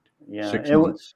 this was in November or October of 2021, and we were the tasking that the target that we were asked to look at. We were all blind, of course. Was the date February 22, 2022? It was all the twos, 02, 02, 2, Yeah. whatever. And so they wanted, is anything going to happen on that day? Or the way that they tasked it out was that day, the 22nd, 2 days prior, 2 days after. Was there going to be any significant thing going on? That would be a big deal. So what I remember about that session was that it was just like it's just like a monthly events session. That's what it felt like to me. When we do monthly events every month, we go, well, there's this scenario and that scenario, this scenario and that scenario. And I had there was a rocket launcher, boom, and they were sending them rockets. They were launching them off, man. They're starting a war. And that was the Ukrainian war started on the 23rd, which might have been the 22nd, depending on what time zone you're in. But you forecast that like a half a year before it happened. I think the 23rd of February of 2022 was when they started. But like I say, it could have been, well, it fit into the time frame of the tasking, which was 2 days prior, 2 days after the 22nd of February 2022. Mm-hmm. And so yeah, we hit that one on. Wow. There's a war is going to start, and I don't know what this tasking is, but there's a war going to start. But to answer your question as well, it's time is kind of hard for us because to the remote viewing process, time doesn't exist. Time's a human kind of construct for us to, get around our days and stuff. So when we're trying to look towards the future, it's a bit more fluid for the RV process. It doesn't look for time events to cut things up. It looks for luminosity events or events in the future that have lots of change and lots of energy. And those are the ones that come to the front more than anything else. Yeah, so RV doesn't really recognize time. We can't say to ourselves, you can only look 7 days ahead and you can't go any further. The RV may look 7 days ahead, but 10 days out, it may see something that's really bright. And it's more attracted to that than the something that's not really happening 7 days ahead. And it gets dragged there instead. Right. Fascinating talks. Okay, Dick, let me ask you to maybe set up this next segment by going into the deep woo again here. You did that first part here on this botanical garden that is planet Earth. Let's get into the financial reset that we find ourselves in. And I say that because you and I have done many shows here in the last couple of years. I think between the two of us, we've lost 2 or 3 YouTube channels since we started working together. And sometimes it's a little bit hard to get into these conversations. I remind you, we're still on YouTube, but share with your audience members here what's happening with our financial system. And that will lead us into our next segment here to introduce our special guest also for the show here today. Dick, set the stage for the audience members here. Oh, I think you're muted on your side, Dick. I can't hear you. I'm going to very adeptly turn this into a quick commercial as a teaser, so allow me to do that. We work very hard at remote viewing. We try to do this responsibly, and we're good remote viewers. And a lot of our data can't be presented in public. So this is my plug for our private site, which is futureforecastinggroup.com. We're working with some very knowledgeable people who have we have some contacts with people that are way up in the food chain, or you would say way up in the pyramid. Mm-hmm. And there are people with abilities are watched. Okay. And so we're working with some people who know, have really good information about what's coming. And what I was told specifically many years ago was, Dick, you've developed this talent. With this talent, people throughout history have never had to worry about money, never had to worry about being comfortable, having enough to eat, and a good place to live. And you have this talent, so here's what you need to know. The financial system is being shifted. You need to learn about cryptocurrencies and you'll be wealthy throughout the rest of your life. So I would encourage people, before we get to that, to go to the private site, futureforecastinggroup.com. And everybody that's listening, you can get a free 7-day trial. Get that trial at the Visionary membership. Listen to a few of the conversations with friends and look at some of our remote viewing on all this type of data, and you'll learn a lot. We wouldn't do that if we didn't think we were helping humanity and doing a good job. So anyway, I know for a fact there's quite a few of our subscribers who are now millionaires from having followed some of the targets that you've put forward in the last couple of years, including the original stuff on crypto viewing. Also, go ahead. To our knowledge, our members, we have created over 100 millionaires. Now, this is not financial advice. Mm-hmm. But over 100 of our subscribers in a down market, bought the cryptos that we were talking about and became millionaires. Mm-hmm. So get that membership. And cryptos is a whole other. When we formed crypto viewing, some people approached me and said, you could use your remote viewing for this. And I immediately said, I can't do this alone. I work with Daz Smith. So we recruited Daz, and Daz and I came up, we were doing it by the seat of our pants originally. Like, how do you remote view a crypto? Daz, you want to talk about that? The thing that it's computer code. Yeah, absolutely. I mean, we've spent decades remote viewing physical objects. They exist in time and space. They have a physicality. And the thing about remote viewing is, and this for the people that don't know how we do it, is that we essentially use all our senses, so we can touch the target, taste it, smell it, feel around it, get to know its temperatures, its textures, almost like, me touching this cup kind of thing. And you can't do that with a crypto because it's just computer code. So we had to come up with new ways to try to work out, to kind of validate what we were trying to use our RV on. And I think it took us a couple of years to kind of get into a psychological pattern of our brain understanding what it was trying to interpret. And I think now, the last couple of years that all four of us have been on it, I think we've honed it down to a fine art on these intangible projects. Yeah, absolutely. Yeah, it was about the time we brought Edward in that we started to get a grip on it. What we figured out, Jean-Claude, is that you can't remote view Ethereum. You can't remote view what Ethereum Litecoin? It's computer code. So what we try to get is, who are the people that are using it? What are they doing with it? How do they feel 2 years from now? Right. The people that developed this and are promoting it, the head of the foundation, who's that? What's their background? Are they and early on, like Daz, I won't say which one it was, but Daz had data like, well, this guy's going to get in a controversy and step down. He's going to be pushed out. And it turned out that happened. So it's a matter of tasking and smart use of remote viewing, how to get the peripheral data, like, what does this thing do? How are people going to use it? What is the people that, are they honest? Are they a couple of gamers that are making this as a lark?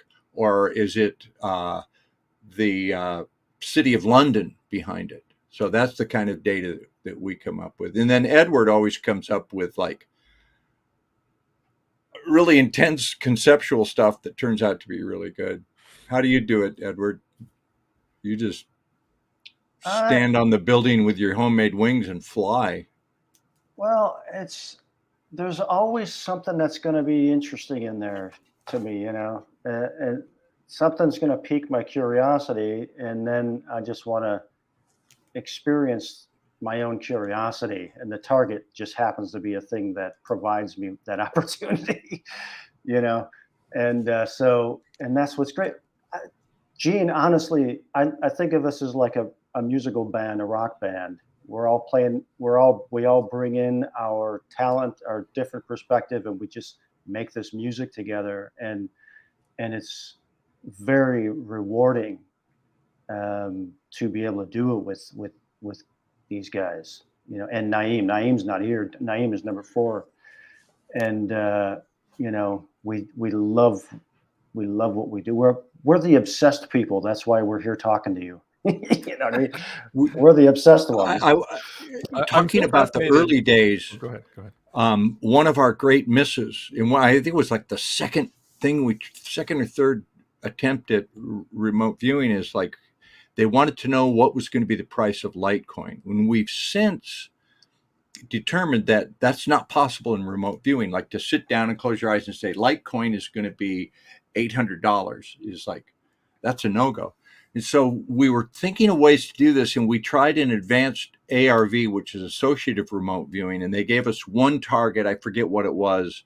It was so bland that I can't remember it, like a person sitting at a desk drinking a cup of coffee or something, and if Litecoin would be at this price, and then it was something else if it would be at this price.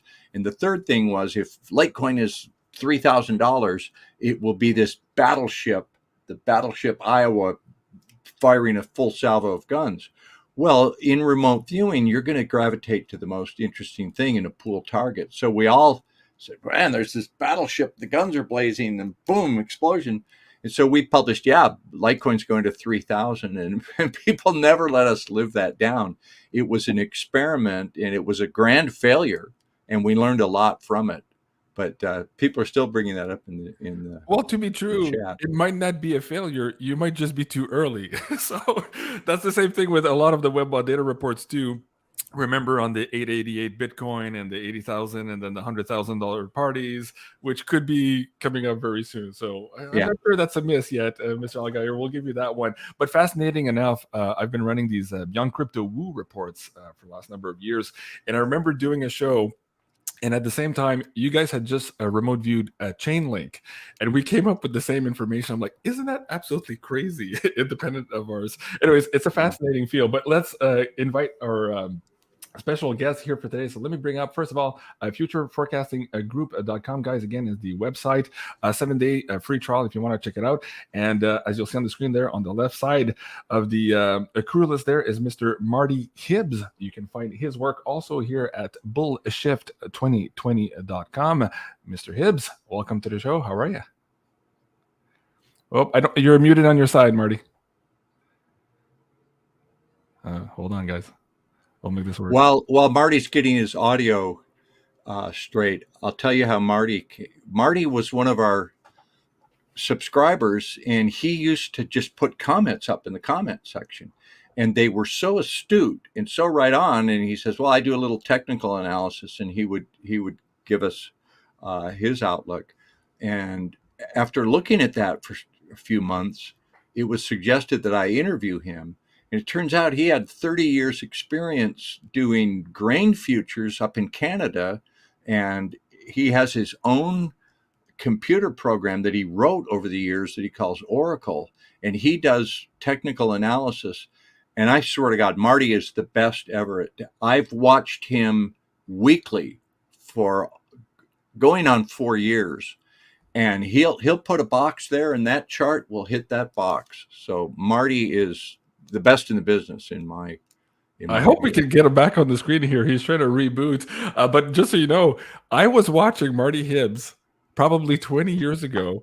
I used to work at Queen's Park. It was in politics at the time, and he was a regular contributor on what was the Canadian channel? BNN, Business News Network. And anyway, so when he started working with you guys, I'm like, I know that guy. Anyways, I don't see him in the green room. He's disappeared. Hopefully, he'll reboot and come back on. We can talk about cryptos a bit. Yeah. Because, why don't we just do quickly then? You talked about Litecoin here, but maybe we could do 2 segments very quickly here before he comes back on both gold and silver. Now, as you guys are aware, in the Web Data reports, let me see if I can bring this up again for the audience members here. You can go to beyondmystic.net/Cliff High, and there you can report the unabridged Alta reports there from 2017 and 18. In those, there was a data set that suggested that silver would hit $600 at some point. Where are you guys right now on the RV of silver, and what do you guys see here coming up with respect to this particular precious metal? And then we'll get into gold as well. Anybody who wants to go first, go ahead. We remote viewed silver about a year. Last time we did it was a year ago, and I can't remember. I think silver's going to do well. You know, I just did a YouTube segment on silver where I trashed silver. I went on and I kind of was like, silver. I bought $100,000 worth of silver 3 years ago, and it's still only worth $100,000. Silver's never going to go above $24 spot price. And I was kind of a little bit tongue in cheek, but I was bashing silver. As soon as I published that, silver shot up. Marty says it's going to 35. There's nothing in the charts, and we'll let Marty speak to that when he comes back in. Okay, I think he's. I see him in the studio now. Let me see if we can bring him back in. Marty, welcome to the show. How are you? Hey, sorry guys, I just had a power outage. Everything just went black. Okay. Did you hear you didn't hear my intro, Marty? I heard nothing. I said you're the best technical analysis. I've been working with you 4 years almost, and every time you say it's going to the box, it goes. You're incredibly accurate. So we're talking about that $600 silver that's coming. Oh yeah. Next month. Yeah. Oh, next month, huh? Okay. Yeah. When we're going to hit $600 silver? Before we get into that, Marty, it's your first time on the show. Maybe spend the next 2 minutes or so explaining how you got to doing this type of work. And I was explaining to the audience members that I was watching you like 20 years ago when I was living in Toronto, working in politics. You were a contributor on BNN, I think, Business News Network, I think it was at the time. Yeah, share that with the audience members here and how you got connected with the crypto viewing team and now the future forecasting group. These bunch of ragtags. Yeah, exactly. So basically, I guess my background, is in futures, and I worked with various different, mostly all U.S. companies. Well, they were all U.S. companies, actually, because that's mostly what the futures markets are. I did a lot of educational teaching across Canada, and then I was an advisor, or I should say an analyst with BNN, which is Business News Network in Canada, I think for about 4 years, and then they were bought out by another company. And I retired, and I've always been passionate about the markets. I got involved with cryptos around 2016. I remember seeing Dick on some show at one point looking for somebody to help him buy a Bitcoin. And I reached out to him, but of course I didn't get a response. So he bought it from some lady at a coffee shop in downtown on some sketchy corner. Remember that. But then shortly after that, I guess one of the creators of the company saw me online and asked me if I'd like to have a chat with Dick. And I said, sure, I'll do that. And of course, when I tried to, we were trying to set the meeting up, Dick was nowhere to be found. He was gone AWOL. Right, Dick? I believe back in those days, I was in Central America. Yeah. So I finally got together with you. Yeah, so we did. And then I started just doing it for a bit of fun, and I became a fixture. And now almost 4 years I've been on there. I go on about twice a week. And that's how I hooked up with these guys. Then in 2019, just before the big C, I created Bullshift 2020. And people get a charge out of the name. But basically, I believe that 2020 would be the bottom of the massive bear market that we've been in commodities. And it was pretty good timing, actually. I incorporated the company in 2019. And I think 2020, March, when the announcement came out, that was the absolute bottom, fell out. And that's all she wrote. From there, it's gone nowhere but straight up. All the commodity markets are on a tear. And we're in what I consider at least the first leg, going into the second leg of probably the biggest bull market in commodities that we'll ever see in our lifetime. I think a lot of analysts are suggesting also that this could be the biggest wealth transfer in the history of humanity. Of course, that would suggest that you're playing and you're on the right side of that bet. Now, share with the audience members, maybe before we get into gold, silver, and perhaps some other commodities that you want to focus on for today. Generally speaking here, we understand through some of the shows that we've been doing, the research that we're doing, that we're going through a tectonic shift of power players around the planet. There was a system put in place after World War II with Bretton Woods, and all of that is being reopened for negotiation. And we're seeing a result of that now with the conflicts in the Middle East, the banking issues we're seeing now here across the world. What do you see, generally speaking? We're sitting today on November 28th. Let's bring us into the next quarter. Where is everything going, Marty? What's your best expectation here as to the general direction of the economy? Let's start there. Okay, that's a long-winded one. We could spend 3 hours talking about this if you wanted. But generally, in a nutshell, I think what you're saying, you got it pretty well right. Going back to when the boys were talking about us being owned in a farm, the financial system, even though people look at it as an individual system like Russia versus the US versus China, whatever, I think most people have to be of the mindset that there are really only a few players and they all own the same tokens. They all own the same property. We're governed and it's all a game. The whole thing is a charade, it's a show. And I laugh because people talk about the strength, say, for example, in the US dollar. Most people that I talked to today, if I showed them a $20 bill and said, hey, what do you think? What is this? They would say, it's $20. What can you do with it? Well, I can buy something. Well, have you ever asked them what gave it any value? Like what makes that to be accepted by another person? And they don't have a clue that really all it is an IOU from a bankrupt country or a bankrupt society that we live in. And when they look at the dollar, they say, okay, the dollar is very strong today. And we're going to talk about that. We're going to show you charts about the dollar. But what they have to understand is that dollar is only strong or weak in comparison to another basket of crappy, worthless paper. Because the minute you go out of that system and start looking at true wealth, what you should be looking at is, okay, forget about Bitcoin at 38,000. You should be saying, Bitcoin can buy me a car. That is the actual value of Bitcoin, not how many dollars, because the dollar problem is people look at gold, say, for example, JC, and they say, price of gold is $2,000, it's going up. Well, my answer to that is gold doesn't go anywhere. It just sits on your desk. It's a big lump of metal. What happens is the money around it becomes more and more worthless, which means it's like the Weimar Republic. It takes wheelbarrow fulls of this make-believe money to buy that same ounce of gold. So they have it all backwards with regard to what money really is. And it's not money, it's currency, okay? So it's a big surprise for a lot of people when you explain it to them. And again, in our course that I teach, we're talking 12, 15 hours of education about the backbone of it and how it actually works. So it's tough to say where we're going, except that we are in a transition, in my opinion. But the problem is, like you just mentioned, the next 3 months. I think one of the big problems is it's just like when COVID happened. I was in line at a grocery store. I always tell the story one day, and it was at Christmas time, 2020. And you had to have 6 feet spacing and you had to have your mask on. And this woman behind me says, oh, thank God 2020 is over. I'll be so happy. I'm thinking to myself, lady, you ain't seen nothing yet. So the same idea with this. People are very impatient overall. And again, I don't know what you said about the $600 mark, but $600 silver is very, very possible. $1,000 silver is very possible. What does it mean, though?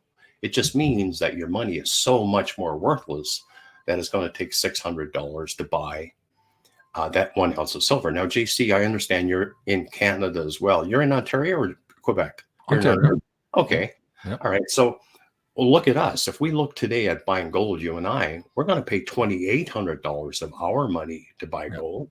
Yeah. Where the US, it's only $1,900, $2,000. Right. So that gives you a perspective of what money really is. But when we look at the comparison of dollars around the world or different kinds of currencies, I always use the analogy about taking a basket of balls and drop them off the roof of a building. And generally, they'll all fall about terminal velocity, about the same speed. So they look like they're very close to each other and they don't really move. But in fact, they're dropping off the building and they've lost 98% of their value. Mm-hmm. So to make things hurried up, most people want things to happen now. Like everybody's talking about, including myself, we could see something really dramatic to shift the price of oil to the upside. But I'm always looking short term.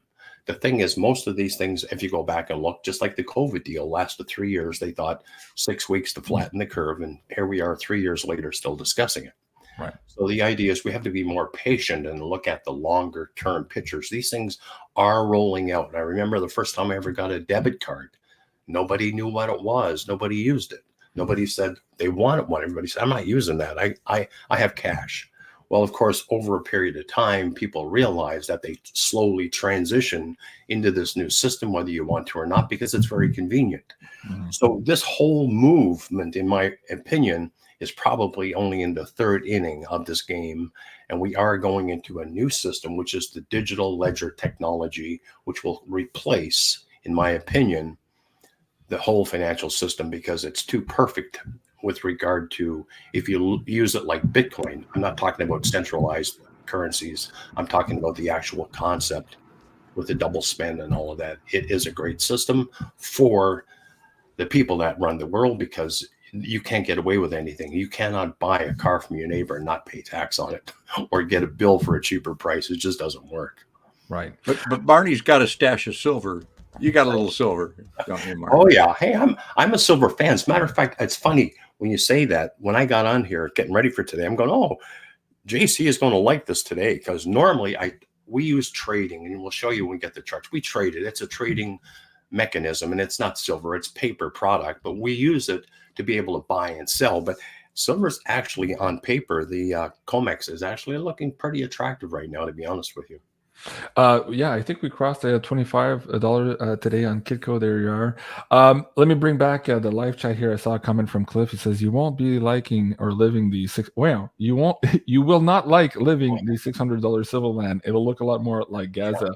That very well may be. Very quick redirect, Marty, first on this general theme about the economy. I like that you said that we're in the third inning here. That suggests that the train's already left the station, and that's a big point that's important for a lot of the members here who, for a number of years, have been watching us, and they say that, JC, nothing ever happens and never comes to fruition. And I got to warn you, we're already there. We have those parallel systems right now, and I think it was Dick who mentioned this a couple of years ago on my show, that eventually that one train would surpass the other, and we would all transition into that other side. But we are in that transition now. Let me bring back this piece here before we get into some of the commodities. It was the remote viewing on the death of the dollar. Now, there's a lot of data sets and there's a lot of language suggesting that we're inching closer to this particular event here. The emergency meetings, the shock, disbelief, dismay, ruin, catastrophe, the puking congressman in the hallway here. We're getting close to that here with the constitutional challenge also in the United States.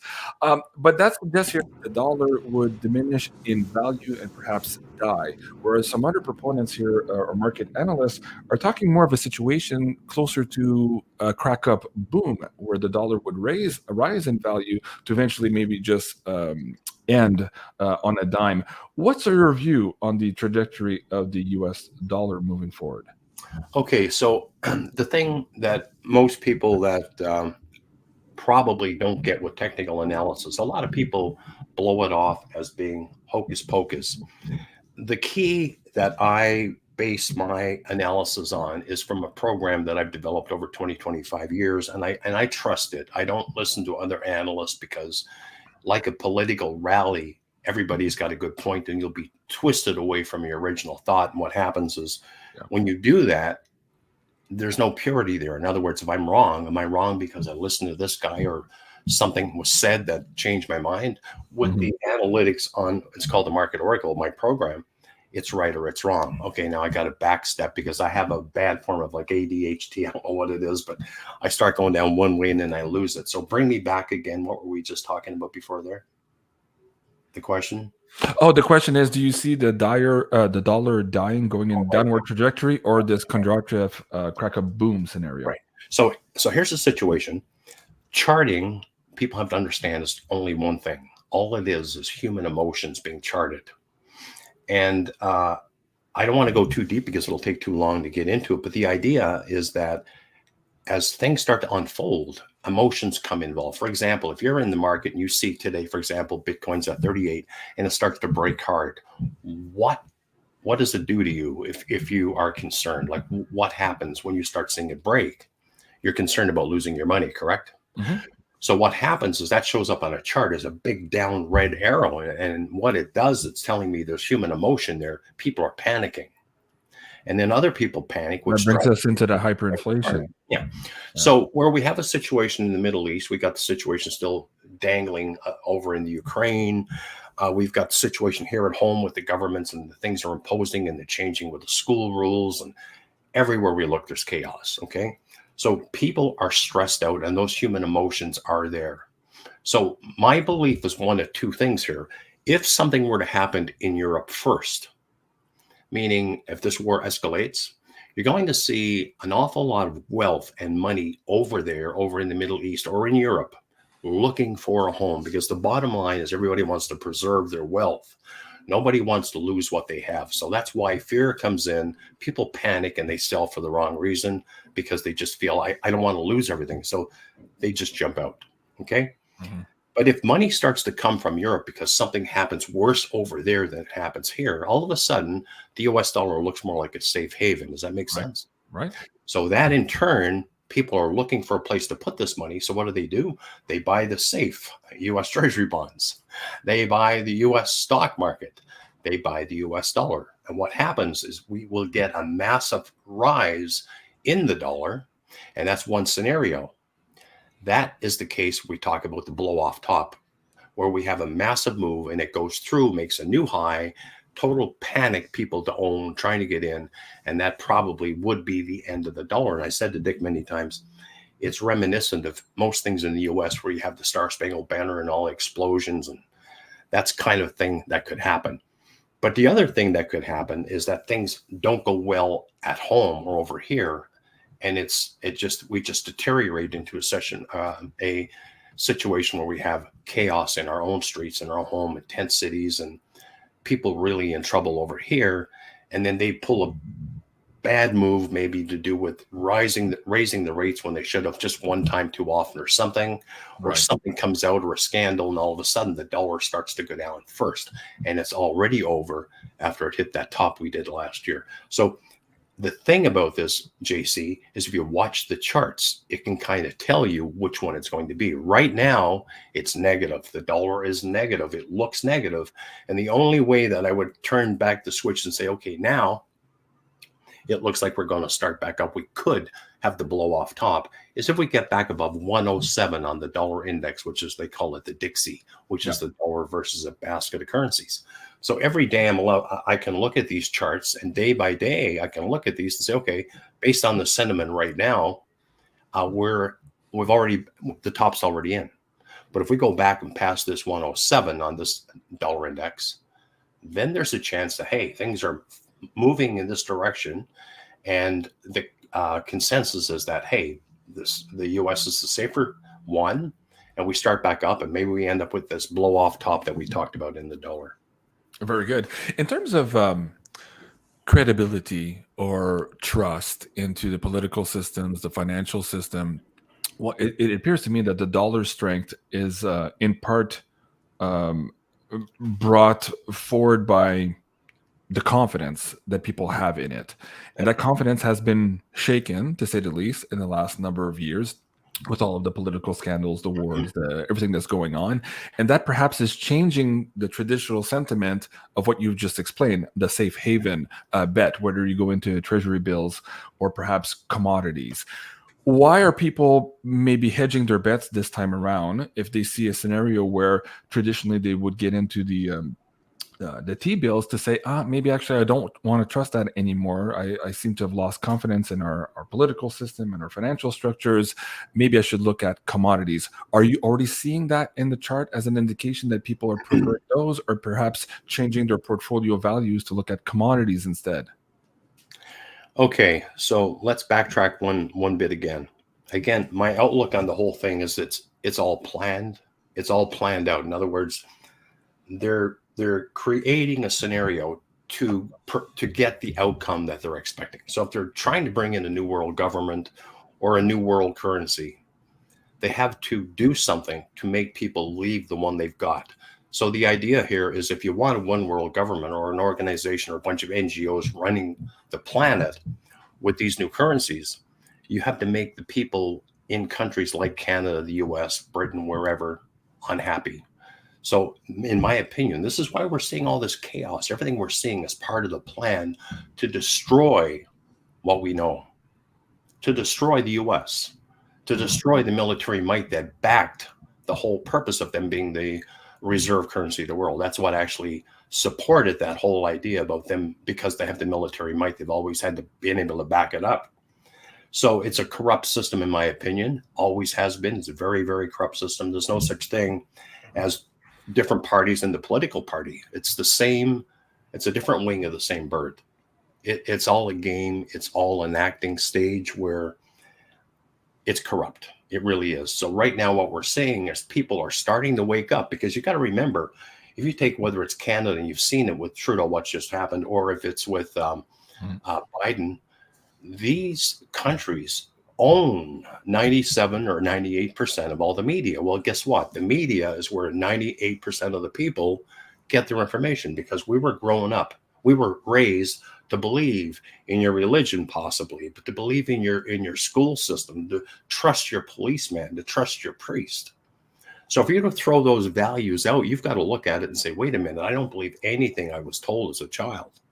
And it's hard for people to do that. So most people still believe in CNN and Fox and CNBC and all the channels. So they're not awake enough to do anything. But what they're seeing is all this chaos. And when the chaos ensues and they start printing the money and destroying, debasing what you own, because if you own a piece of art that I gave you and sold you for $10,000 and you trusted me and went online and saw that it was worth $10,000, and then I went home and printed 10 more of them in my basement, what does that do to the value of your asset? It destroys it, correct? So by the amount of money they're creating out of thin air, because that's basically what they do, they're destroying your assets and your money. So people cannot survive the way they used to. They're losing their homes. You see what's going on in the housing market right now. Yeah. So in my opinion, the wealth transfer you spoke of is what's going on with the average person, people that are losing their jobs, people that are losing their businesses, people that can't afford to eat, that can't afford to travel. I mean, I had to live in a little university town here, and last week for the first time, I noticed there's 5 tents uptown outside the city hall, and they've been there for a week. It's becoming a tent city. So when people get to the point where they're so downtrodden and they just can't make ends meet, what do? They go to the government and say, please help us. Just like COVID. When COVID happened, people got payouts. Everybody got checks. Even people that were dead got checks. So that they always depend. We have a $3 billion slush fund here under Trudeau as well, but that's a whole other show. Yeah, exactly. The whole thing, right? So the whole idea is we were raised to believe our government worked for us, and it's not right. It's an illusion. You just spoke about the mainstream media. I wanted to share this. Brett Wilson on his Twitter was saying, legacy bullshit media. Justin Trudeau had very bad headlines in the last year, but as of November 21st, Trudeau announced a new media bailout. Lots of cash for them. They're dying on the vine, of course. And then suddenly the headlines are not as bad for him, but they're really bad for Pierre Poliver. Imagine that. Yeah, imagine that. At the same time. What else do I want to bring up? You mentioned something about this all being by design, and they want you out of the old system so that they can funnel you into this new system. Although you say that, there was an economist from the CIBC, I believe, and this was reported on CTV News maybe 2 months ago here in Canada, suggesting that the interest rate policy in Canada here was actually set to designed to create as much pain as possible. And that was the headline. I was like, wow, they're telling you the truth. So you're right on the money there, Marty, on that. Moving the crowds here from one system to another. Let's get into, we're an hour, 51 minutes into the show here. If you want to bring up your TradeView system and the share screen, you can there. Where do you want to start? Do you want to look at silver here? Dick sent something to Cliff and I earlier today about where silver, where you guys think it's going in the short term. I'd be interested to see you share that with the audience members as well. Okay, so I just click share screen here with this, right?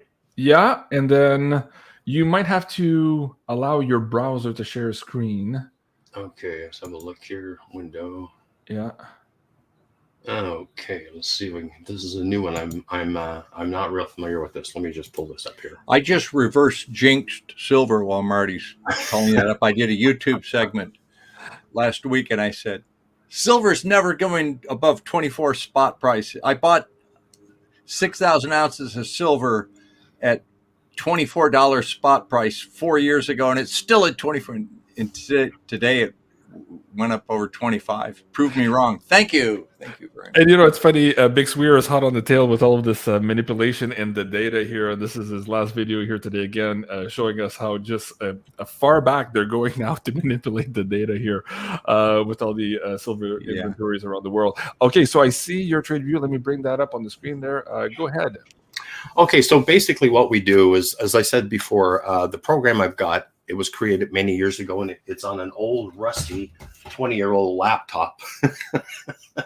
So I don't do my analytics on here, but I use this because everybody knows what it is, and I just do some rough sketches. So the boxes generally are areas that we put out in advance, of course, not when it happens, to suggest where the resistance, overhead resistance support lines are. And this is the dollar, but now I can't manipulate it on your screen when you're showing it. When I do it myself, I can manipulate it, but I can't here. So maybe if you close your window where you're in StreamYard, don't close it, but just minimize it, and then go into your trade view, you'll be able to manipulate it. We'll see it on the screen. Oh, will I? Yeah. Okay, so if I go into here like that. There you go. We see it. Yeah. Okay, cool. Okay, that's all I need. So, guys, there's a program that I got, and Dick knows about it. It's called, or one of our indicators, called the 5-point reverse wave. The 5-point reverse wave nailed the top of the dollar back. When I was with Dick, it was back here in at 115. And we bought it down at the 88 level here. And I remember at the time they came out with the death of the dollar. And I'm saying, well, my charts say we're going a lot higher. Well, of course we did. And then we got the pullback, which we also, all of these are on videos. Anybody wants to watch them if you're a member of either my channel or of Dick's. From here, we had our bounce and got up to our 106.5 resistance level just a week or two ago.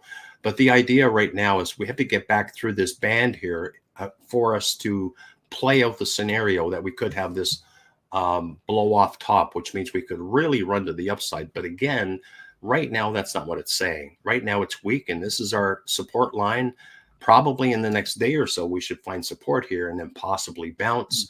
And then the threshold was 107 for the other scenario? 107 would be about 107. We got to get through this red band here. See here? Yeah. And close. Once you do, you're going to check back, but at least it shows we got through there and then challenge the 5. The 5 is the big one right here.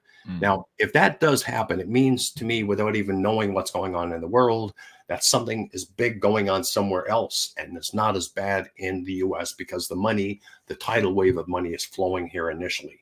And it would seek out things like the dollar itself, the treasury bonds, the T-bills, all the government debt, and possibly even the stock market. So you should get a decent rally if that were to happen. But it may not, because right now we don't have that signal. We got a minor support area. Then we could be going to the 5, which could mark the bottom. But the technical analysis will tell you what's happening in the next week or two with potential long-term outlook. But right now, if you had to put a gun to my head, I'd say, no, we're not going back to the top right now. And there's no reason to think we are until we get through this major resistance at the 107. Okay. All right. Next one, you want to look at gold? Did you say next, JC? Silver next, and then we'll end with gold. Sure. Silver. Okay. Now here's the silver chart.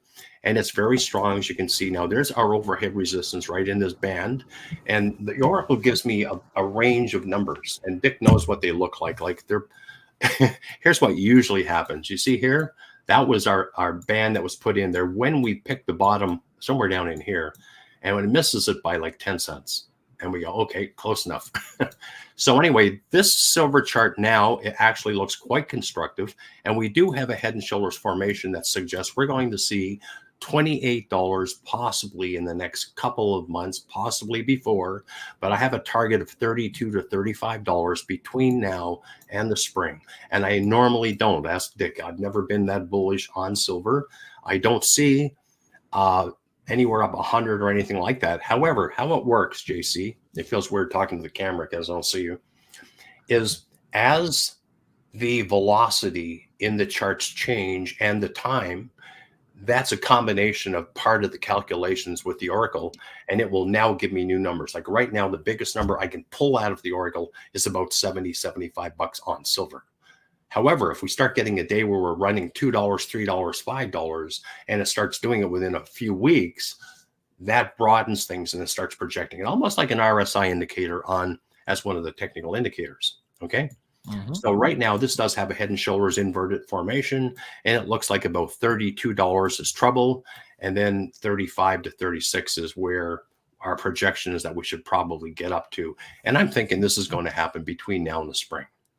So quite bullish. It's still going to chop up and down here. Like it might go up another day and then pull back again. But the overall picture, I'll go on the weekly chart, might show you better. There's what we've got. So it looks quite bullish. I do like it indeed. I love it. Okay, thank you. Next one we're looking at is gold. Yeah. Now the gold chart looks even better. The gold looks quite nice. Now we had a 5-point reverse wave and it worked absolutely perfect. And this day, Dick will remember this. We said, okay, that's it. We should have a good correction. We're going back to about 1880 We had our target in here, and as you can see, it came right in the zone, exactly where it was supposed to go. Now, the thing is, this is a trend line. It's basically the old top is what it is, 2080. But we need to get through here. Until it does, you can't be bullish because it could just bang its head off here for a week and come off again. But I'm quite confident it's going to get through. And I do have numbers that range from anywhere from 2250 up to about 2800 in probably the first quarter, first half of 24. So gold is starting to look quite attractive. And for anybody that does just regular technical analysis, I'm not talking about what I do, meaning my program, but that's a cup and handle formation that suggests a move up to about $2,800. Mm-hmm. So that is quite bullish as well, finally. But ask Dick again. He knows I've never been too bullish on gold for the past year or so. We've been saying that it doesn't look that great. Well, can we do Bitcoin real quick? Yeah, for sure. Yeah, here's Bitcoin. And then, folks, in 3.5 years, those boxes Marty draws, the charts always either touch the box or go within like 10 cents or 50 cents of the box. Here's our marker back here. This is the marker where we pulled it off with that day there when we did this here. We do have the video. It's back at the very beginning of January. January, you said we hit the bottom. We said that's it. The bottom is in. We're headed up from here. And of course, at that point, we had 2 or 3 obstacles, but the big one, Dick, what was the big one we said? 38 to 40. That's it. Yeah. So guess what? We just can't push through yet. We keep banging our head off it, as you can see here. And we did stick in. Jay, it was funny. I did a piece with Joe. Yeah. And he had the dream of 38. And it's not coincidence. My numbers are 38 to 40. Well, we hit 39,875, 39,880. So finally, the other day I texted him. I said, we made it. He goes, yeah. So we stuck our nose in. Now, it still looks good. And I do think it's going to have a bit of a pump. But here's what I have frustration with people talking about. Oh, when the ETF comes out, it's probably going to really break. It's going to take off. My belief, of course, being a technician, is that back here is when these people you're talking about started buying, because you always got to remember there are insiders to everything we do. Mm-hmm. There are people inside BlackRock, people inside of any of these exchanges that know what's happening and where we are in the process. Well, guess what? They've been accumulating. So when the news finally comes, we may get a nice spike. And when you do, it's probably going to mark the top within the first week or two. Mm-hmm. And at that point, these people down here will be selling to these people jumping in up here on the breakout. Taking profits. Yeah. Yeah. So now all that means, though, is a short term. Like I'm very bullish on Bitcoin. I own Bitcoin, physical Bitcoin, real Bitcoin, not paper Bitcoin. Yeah. I'm not as big on the alts because, hey, being from Vancouver, or I should say being from Canada, you're very familiar with the old Vancouver Stock Exchange, aren't you, JC? Yep. And well, everybody used to buy 10-cent stock and hope that it goes to $100. Same idea. You've got 10,000 potential, at least, or around 10,000 altcoins. They are all ideas, concepts. Yeah. 99% of them will probably fail. You're not alone on that. The Webbot data was also suggesting that most of these would fail. Yeah. There's not enough room. It's just an idea. Some guy goes, oh, that's a great idea. Well, there's 10 of them that do the same thing. Just like Ethereum, there's 5 or 6 other tokens that will compete for that, right? So I believe that we could get a correction. And when we do, I believe the correction will be about a $10,000 correction, possibly more. And it might be on the back of the ETF announcement. I'm not sure. But right now, we are in a bull market. That's my opinion. And we have been for a while. It bottomed back here, but we didn't get into the bull market till somewhere in this 34, 35 level. So in the next week or two, we could get a spike. If it corrects from here, I'm expecting it's going to find good support around 30, but I think it's going to spike maybe a bit more, but it will get tired. If we can't get higher here after another, maybe a week or so, it will probably start to roll over and come back, which means basically January 10th is the other date they've got for the announcement on the ETF. Mm-hmm. So long term, I'm bullish on Bitcoin and I don't trade it. I just buy it and put it away. You're a hodler. I'm a hodler. And there's one more I want to show you. This is a big one. I want to show you this one. Okay. Yeah. Now, again, like you said, now this date here, we had the 5. We stuck a rocket ship in there. And that just meant, hey, guys, we said to our members, this is going to have a big move real quick. And of course, beautiful within 2 weeks. And this is our smiley face. We put this up here saying that's as far as it should get. And then we had a target down here. And then that's the day I told you, Dick, I said, this is a buy from here. And you said, why won't you buy it? And I said, well, because we're in a down market. I believe we're in the final legs of the stock market. And when I say final leg, whether we have the blow off, which we could easily have, I believe that come January, February, we're going to be looking back in the rearview mirror at the stock market, for whatever reason. I believe we could take out the old top at 4,800 on the S&P. Wow. But either way, this rally here, it's so strong. If it gets much higher, I'll be selling into it personally. Not trading advice. And I'll probably only be using options because it's pretty volatile. But it's overextended, but it could still get higher. And I think over the next month or two, you're going to see an indication that it's topping. And then from there, I don't expect a crash. Everybody wants a crash. Maybe a rollover, slow down like this here, down, back up, down, back up. Before you know it, we're going south on the stock market. So I think the stock market itself has probably less than 3-4 months left before it's really over. That's my opinion. Wow, fascinating Well, presentation. Thank you so much. I wanted to bring Can I up the wrap idea up, of the, JC, with my hold on. my dire prediction of the financial system real quickly? Okay, go ahead. Let me bring up your chart again. Go ahead, Dick. Go ahead. I was talking to an analyst for Kitco, Yeah. and he said, this is the question no one asks. No financial journalist, no politician, no economist, no one will ask this question of what is a scenario that could avert catastrophe. There is no combination of raising taxes, cutting spending, or raising productivity that anyone can outline. No one who's going to try to tell you that the system is not going to crash.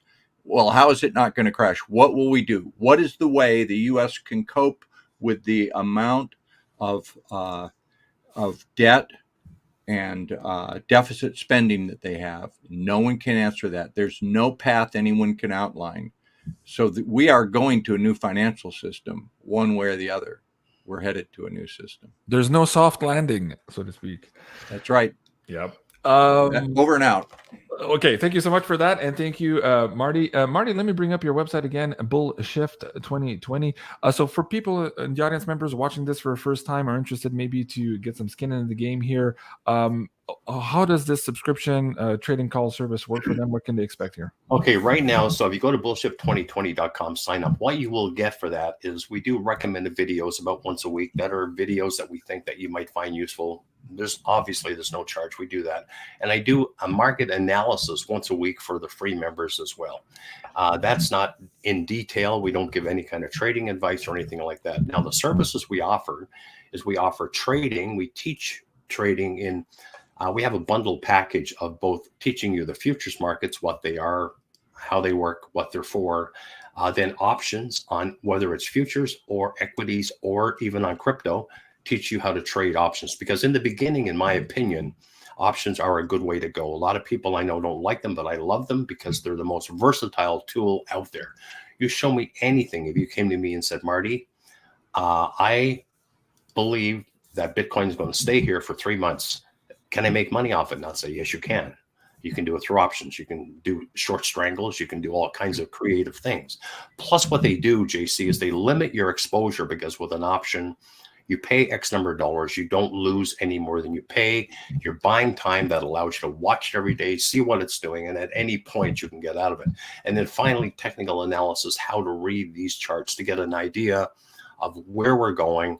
And when the charts change, people say, well, you said it's going up. Well, it was going up, but now indicators are turning and the momentum is going to the downside. It's like your car when you're slowing down, the indicator starts to come off. So these courses we do live. Normally, I've been doing them for about 10, 15 years. When COVID came in, I started doing them online live. And now what I've done is pre-package them, because there's a lot of labor doing 15 hours of talking. And as you can see, I can talk a long time, but and I never do the same one twice. That's what's funny about my ADHD, right? So we pre-bundled them, and they're about 60% off for a Christmas special right now that we're running right from now till Christmas. So that's on there, but you have to send me an email, just bullshift2020@gmail.com. Say I'm interested in the bundle educational package. And then finally, well, no, we don't finally, we have a one-on-one session where people can have an interview with me on Zoom for an hour, 2 or 3, whatever they need to look at their portfolio, to discuss whatever they want to discuss, to try and get some balance, maybe help them set up an account, show them how to trade, whatever they want to do. And then finally, the one is the subscription service, where I do about 3 or 4 videos a week. We go through the analytics of commodities that are hot, that we are interested in, all the cryptos that we're interested in, and then the options and positions. And we actually go on with them, set their account up with the companies we deal with. So when I'm putting on a trade, we actually hand hold them and show them how to click, which button, which ones to pick to put it in. So that way it's kind of like hand holding to get into it. So that way they can, if they want to do the trade, they can. I don't want to know if you're doing it. Because that where emotion comes in, it's not good. So if you want to do it, you can see me do it. I send the alerts out when there's an alert, and they do about 3 or 4 updates a week on exactly what's going on. I love the keeping the emotions out of it. So plan your trade and trade your plan. I love that. Guys, bullshift2020@gmail.com is on the screen now. It's also in the chat below. Thank you for that. Marty, appreciate that. Guys, you can find that at bullshift2020.com. Let's do a quick round, and I'll end with Dick here. I want to ask you guys words of advice moving forward, specifically, never mind the Elohim denial syndrome and the aliens on the moon for now. Just generally speaking, how to navigate here moving forward. You can each have your own personal takes on that. I just reported a couple of weeks ago that Warren Buffett or Berkshire Hathaway was getting into a lot of cash positions here, presumably to have dry powder on the side here to perhaps buy back in here when blood is in the streets. I just noticed while we're live here a couple of minutes ago, Charlie Munger just died here at 99, a big friend here of Warren Buffett. So let me start with you, Marty, advice here moving forward, and then I'll go to Edward, Daz, and I'll finish with Mr. Algar. Okay, advice for moving forward. I would say don't overtrade, especially like with people that trade commodities. The problem with commodity trading is you've heard horror stories about it being very dangerous. It's only dangerous because you overuse leverage. Anytime you overuse leverage, you can get destroyed. And that's why a lot of these times when you see things like Bitcoin dropping really hard, it's people being knocked out of the market because they're in there with leverage and they don't have enough money to sustain the position. So don't overtrade. Make sure you got 40, 50% of leverage you need. Now, here's something I wanted to advise, and this is something I firmly believe myself. When the crack comes, when something big happens, whether it's a financial system failure or the rollout of the ETF or whatever happens, or the war in the Ukraine or in the Middle East, when the markets start to drop, you're probably going to see all of the markets drop. And I mean all of them. Why? Because as panic ensues, people are concerned with one thing and one thing only, and that is to preserve what they have. They don't want to lose everything. So they freak out and they get out. And of course, the theory I used to always give on Dick's channel with Bitcoin, why it's not separating is because it's like a readied helicopter on a building.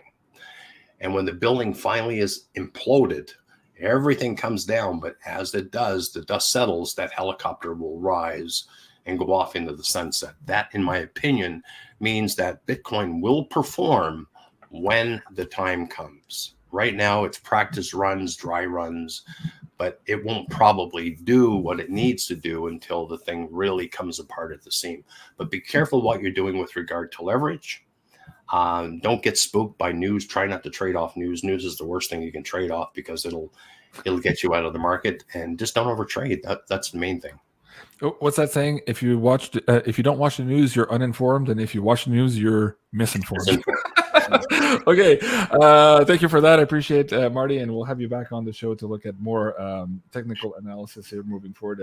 I'm reading the chats here, and everybody absolutely loved your presentation today. So we'll have you back on, Marty. Thank you, sir. Edward, words of advice here. Navigating it could be from RV sessions. It could be from a personal perspective here. There's a lot of moving parts here around the planet right now. A lot of weird things happening in the geopolitical front. What would you say to the audience members on how best to navigate these times? Well, I've had the same perspective for many years, which is manage your fear. Because especially when it's predicting the future or things related to remote viewing, and we're looking at the future, it's very doom and gloom. There's a lot of doom and gloom in there.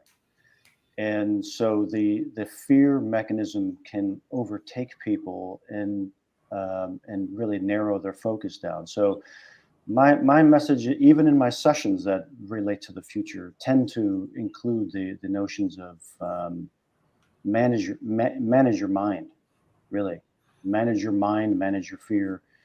Our discipline in remote viewing and the other things I do all focus on my own practice of that,